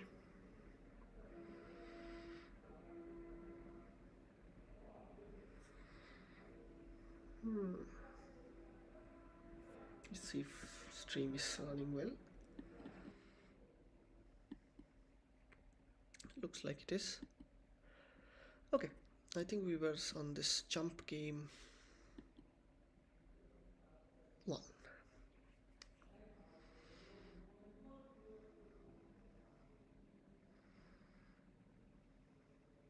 Okay, NM solution is not possible.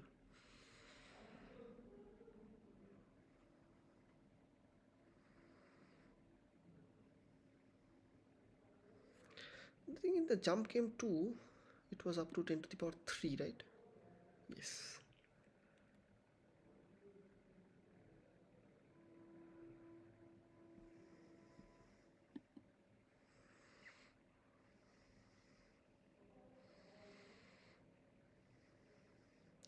What if I try to jump the highest first? Nums of IDX. So that I can try reach it first. Greater than maximum jump I will try. Greater than equal to 0. I mean 1. I minus minus. Maximum jump I will try first, so that I will possibly reach the answer. But if it was still, if it's a 1 1 1 1 1 case that I saw in the last test case, it will still cause a TLE. Okay, not that one. Problem is my complexity is okay. 1 maximum checks. Okay, big numbers.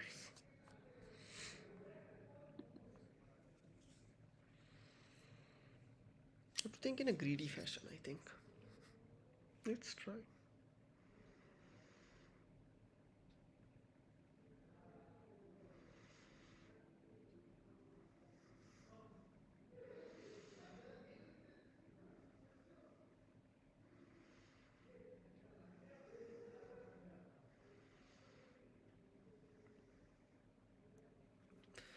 Okay, can I say that only the zeros are the problem? I just need to know if before 0 any element exists such that it can cross 0, right?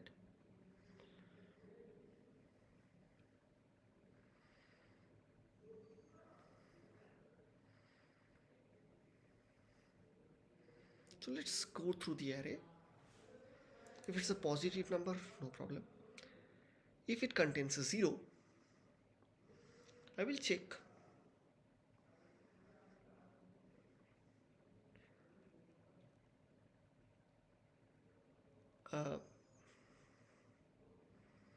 if I will start traversing back, I will check if someone can cross that. Let's try that. So no recurrence. So for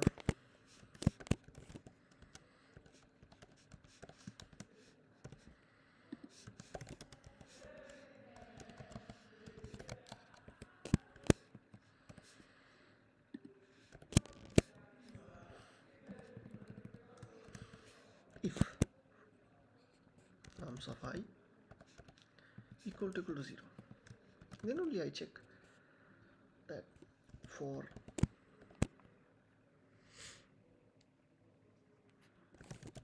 j is equal to I minus 1, and of course j has to be greater than equal to 0, and j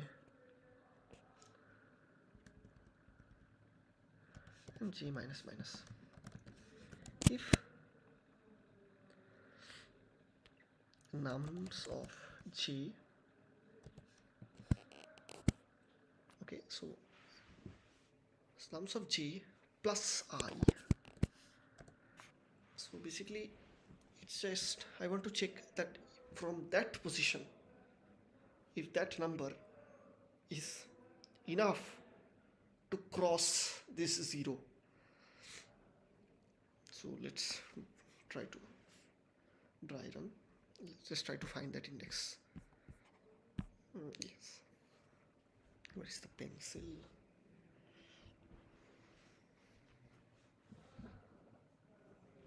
Okay, I think I lost it. Wait.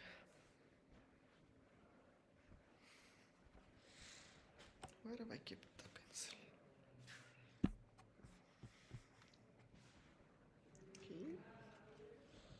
Okay, I found it.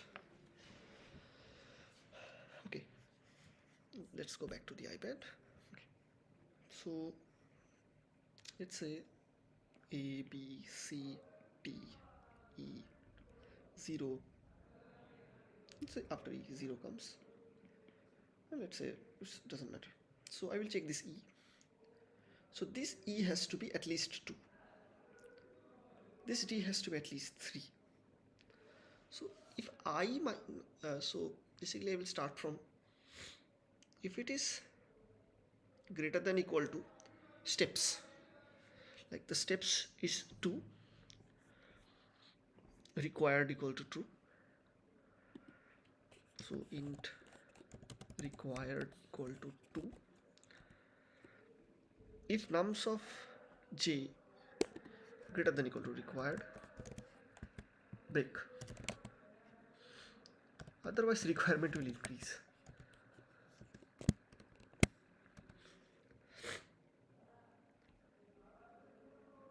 And in the end I will see that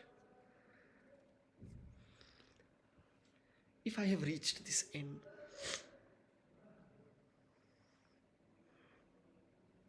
if I have finished crossing every,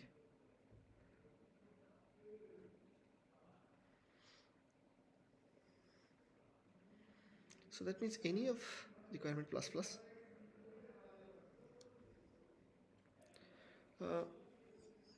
and I have traversed up to 0 and no one. So let's say found false and found equal to true, break.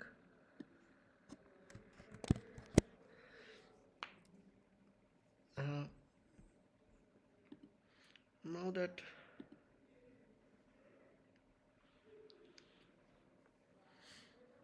I will need to find found equal to true, so it's good.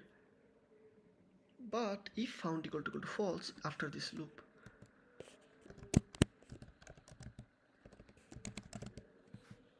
return found or false, and in the end if I reached true, so return true. Let's try running this.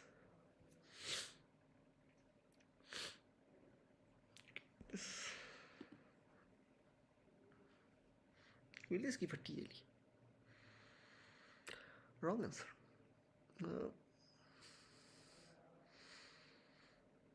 0 is less than n.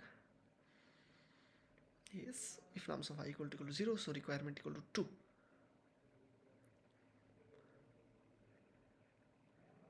Output is false. Okay, I think if n is equal to 1, return true. There is no point of checking. Even though this may fail again, but let's see. Okay, 2 0 0. Output false. Expected true. So not all zeros I have to cross. If nums of I equal to 0 and I, okay, I think I can give it up to less than n minus 1. Like last 0 I don't care, right?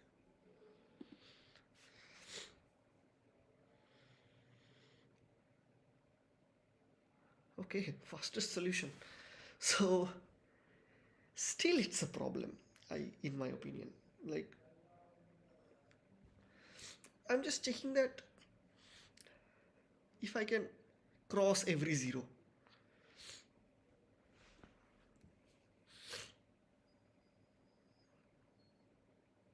The test cases are designed that way. I'm telling you where this will fail. Let's think. No, this cannot really fail. Like, it will only check for zeros. Let's say every element, the element is like n minus 1, n minus 2, n minus 3, n minus 4. Okay, let's think about. No, it will not fail in any case. Let's try to find the amortized time complexity or similar. I will try to explain why this will not fail, and I will explain you what's going on in my head. Let's say this is an array of A, B, C, D, E, F, up to, let's say, whatever, Z. Not 26. Let's say A1, A2. This is a better notation. A2, A3, AN. If A1 is non-zero, I will just skip. If A1 is 0, I will check back. If A2 is non-zero, skip. So let's say its AK can either be 0 or AK can not be equal to 0. If AK is 0, that means I will check elements from 0 to AK, right? If I will check from 0 to AK, that means it's possible to check go up to n square, right? It will not go, I'm telling you why. Now let's say if this is the point where I need to 0 point for y, where I need to go every step. But if I am going every step on this particular step,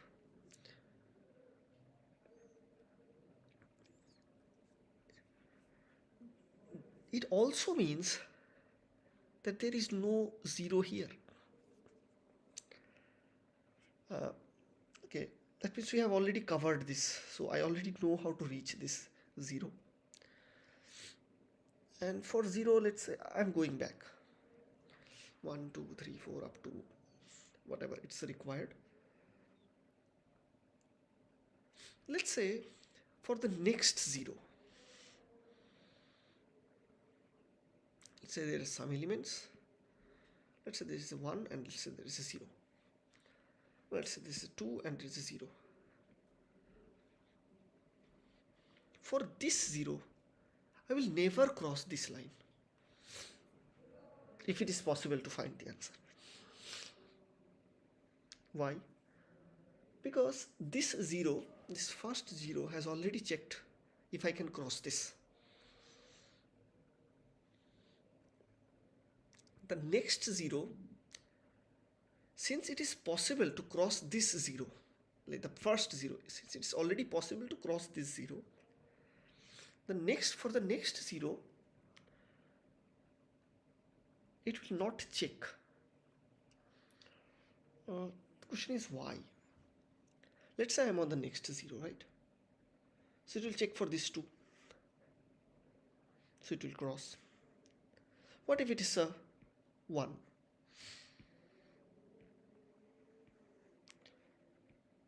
So cannot really jump from here. From 0, it cannot jump. From this point, it will be definitely be able to jump up to here at least, because this 0 tells me that there exists a solution here. It can be anywhere. Let's assume the worst, and let's say I have 2 zeros. Let's say I have 2 zeros, and for this 0, the solution exists on the first A1. Let's say this is A1 minus 1, A1 minus 2, dot dot dot, whatever. So this is not a solution, this is not a solution. So only this person can cross this 0. So this is powerful enough to reach here, reach this place. Now for this I have covered. Let's come to the next 0.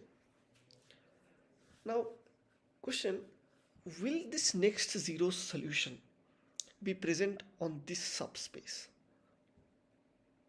It can be possible.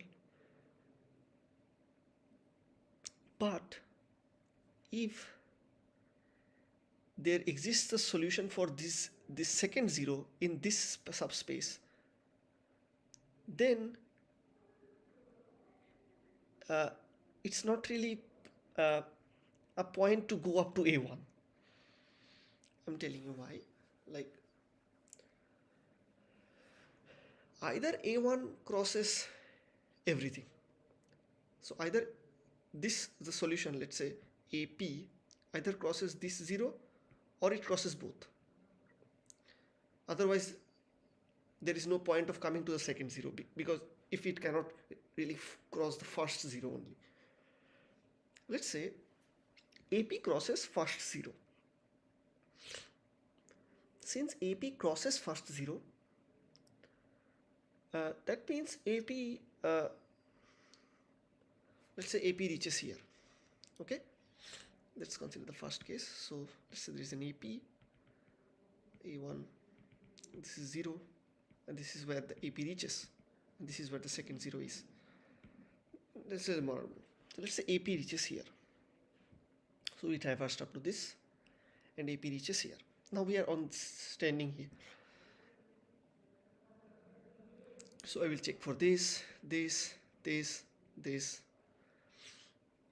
None of these elements can be 0, I'm assuming.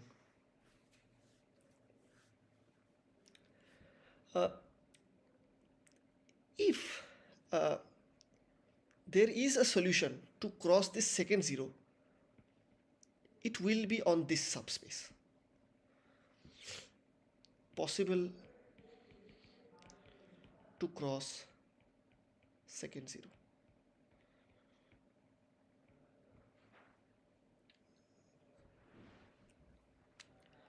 because AP reaches in the middle, which is the maximum that I can go. Maybe there is a D that maybe crosses both of those, but we don't go up to that. The first iteration we find that it crosses the first zero, we just take that. So AP reaches here, okay, and AD doesn't reach, I don't know, and we don't care for the sake of this question. The second zero, I'm just saying that it cannot exist on this first part. It will only, if it exists, it will definitely exist here. Now, why am I making this big claim? Like, yes, AD can reach. Maybe it will cross the second zero as well. But let's say I'm traversing back here, and let's say I don't find any solution that reaches here. Then I will go back up to AD, right?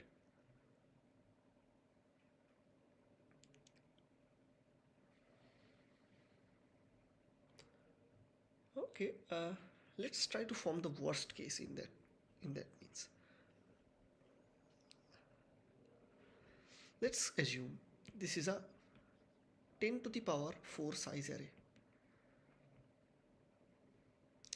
and this is 10 to the power 4, and all the rest of the elements is 0. So for this 0 it will cross here, for this 0 it will cross here, for this 0 it will cross here, and here, right? Will this cause a TLE?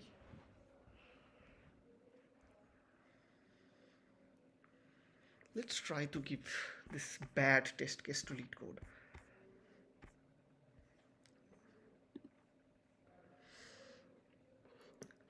So the first one will be 10 to the power 5. Let's try to make this test case. Let's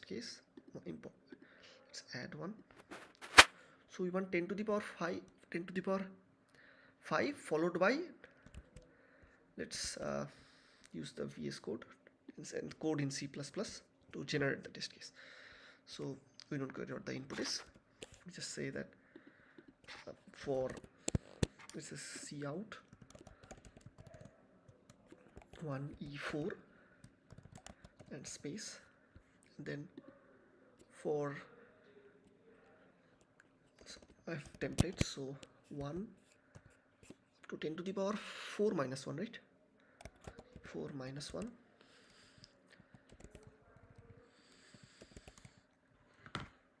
I 1 from cout. I think I need a comma,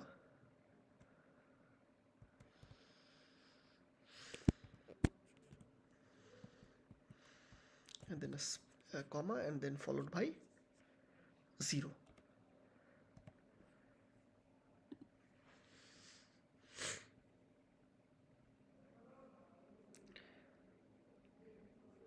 Wait, 1 10 to the power 4. Okay, 1 1 2 3 4 5.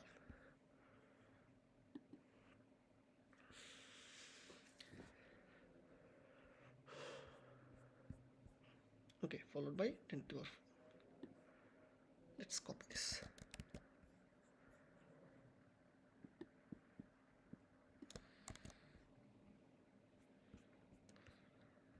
Okay, let's run. Will this give TLE?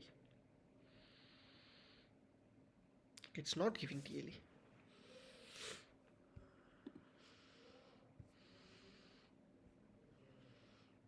What is 10 to the power 4?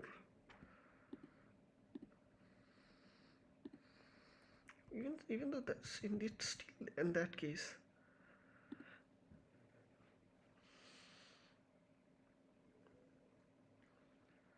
Okay, for every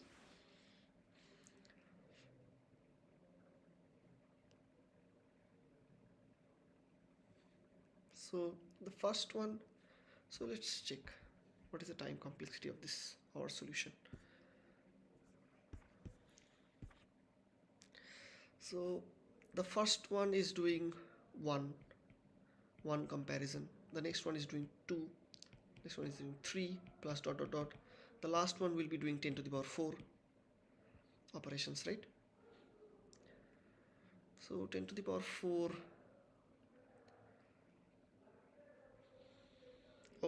this will be 10 to the power 4 into 10 to the power 4 plus 1 by 2, right? And into n plus 1 by 4, so 10 to the power 8 plus 10 to the power 4 by 2, unless it's memoizing something. Do we have memoization? No.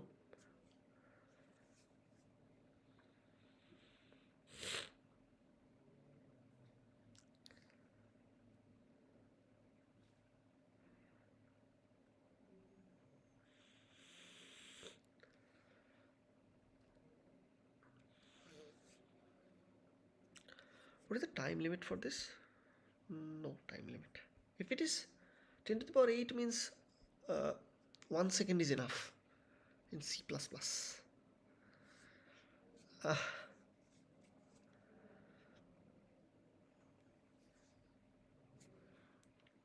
is 10 to the power 4.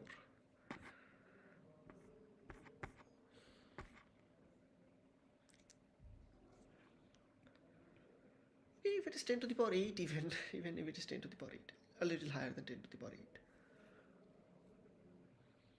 So half, so 5 into 10 to the power 7 plus, this is can be ignored, this much less. So 5 into 10 to the power 7. Okay, it's getting accepted. So I hope at least there is not the n into m direct collision. We are ignoring as much as we can. Only in that case, when every case is 0. Okay, what if I put the first element as 0 as well? In that case, there is no solution exactly. It will check for every. So in terms of length is up to 10 to the power 4. Yeah, that's what 1, 2, 3, 1, 2, 3, 4, 5. Wait, 10 to the power 4 minus 1. It cannot have more than 10 to the power. If it were 10 to the power 5, then that will cause problem. Let's run this. Can jump. Let's see. It will. I hope you understand, but let's, for the time complexity's sake, let's see. This is a can jump function, and let's say this is the. Let's forget the space. I think the space is enough.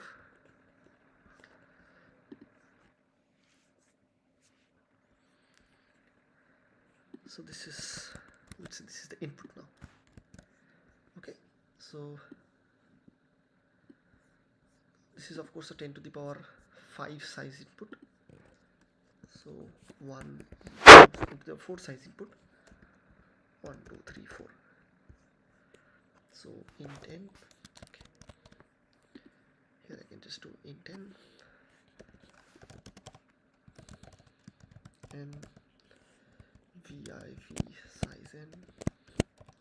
Forget about just imagine cv and can jump, print can jump.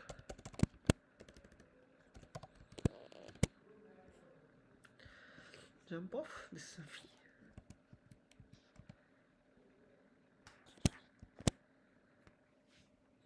This is returning something, right? Okay, can jump. Okay, it's a capital J. No. What's the error now?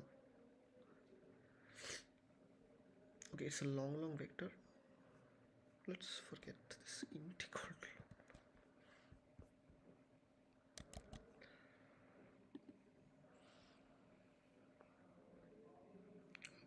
expected no output. Why? Okay, received output 1. So it's a true. What if I set all of this to 0? Right? Okay. No, I mean I want to set all of this to 0. Oh, wait.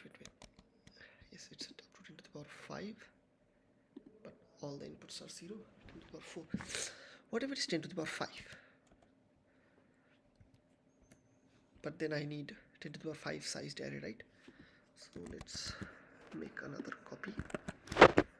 Let's say no need to just print cffi, 1, 1e5 cout 0 space.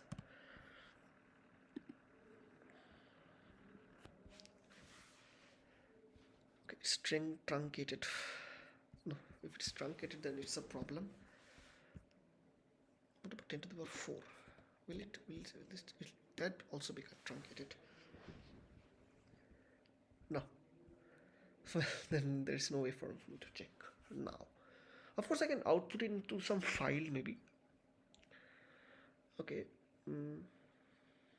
let's do this time complexity exercise on the next. I think the stream has gone very long, about 2.5 hours now.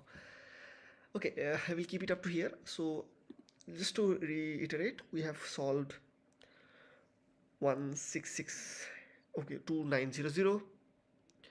We have solved, okay, let's refresh to check. So we have solved 2900, we have solved longest we have not solved longest palindromic substring. So 5 is across. We have solved generated parentheses, we have solved jump game 2, we have solved maximum subarray, we have also solved jump game 1.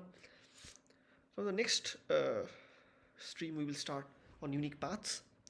Also I will try to iterate on LR based DP, that kind of DP on substrings. It's not really my strong point. I will try to make it my strong point before my next video. Thank you very much for watching. Like, share, subscribe, jargon. Only if you find value, no pressure. Thank you very much for watching. Have a great day or night or evening whenever you're watching.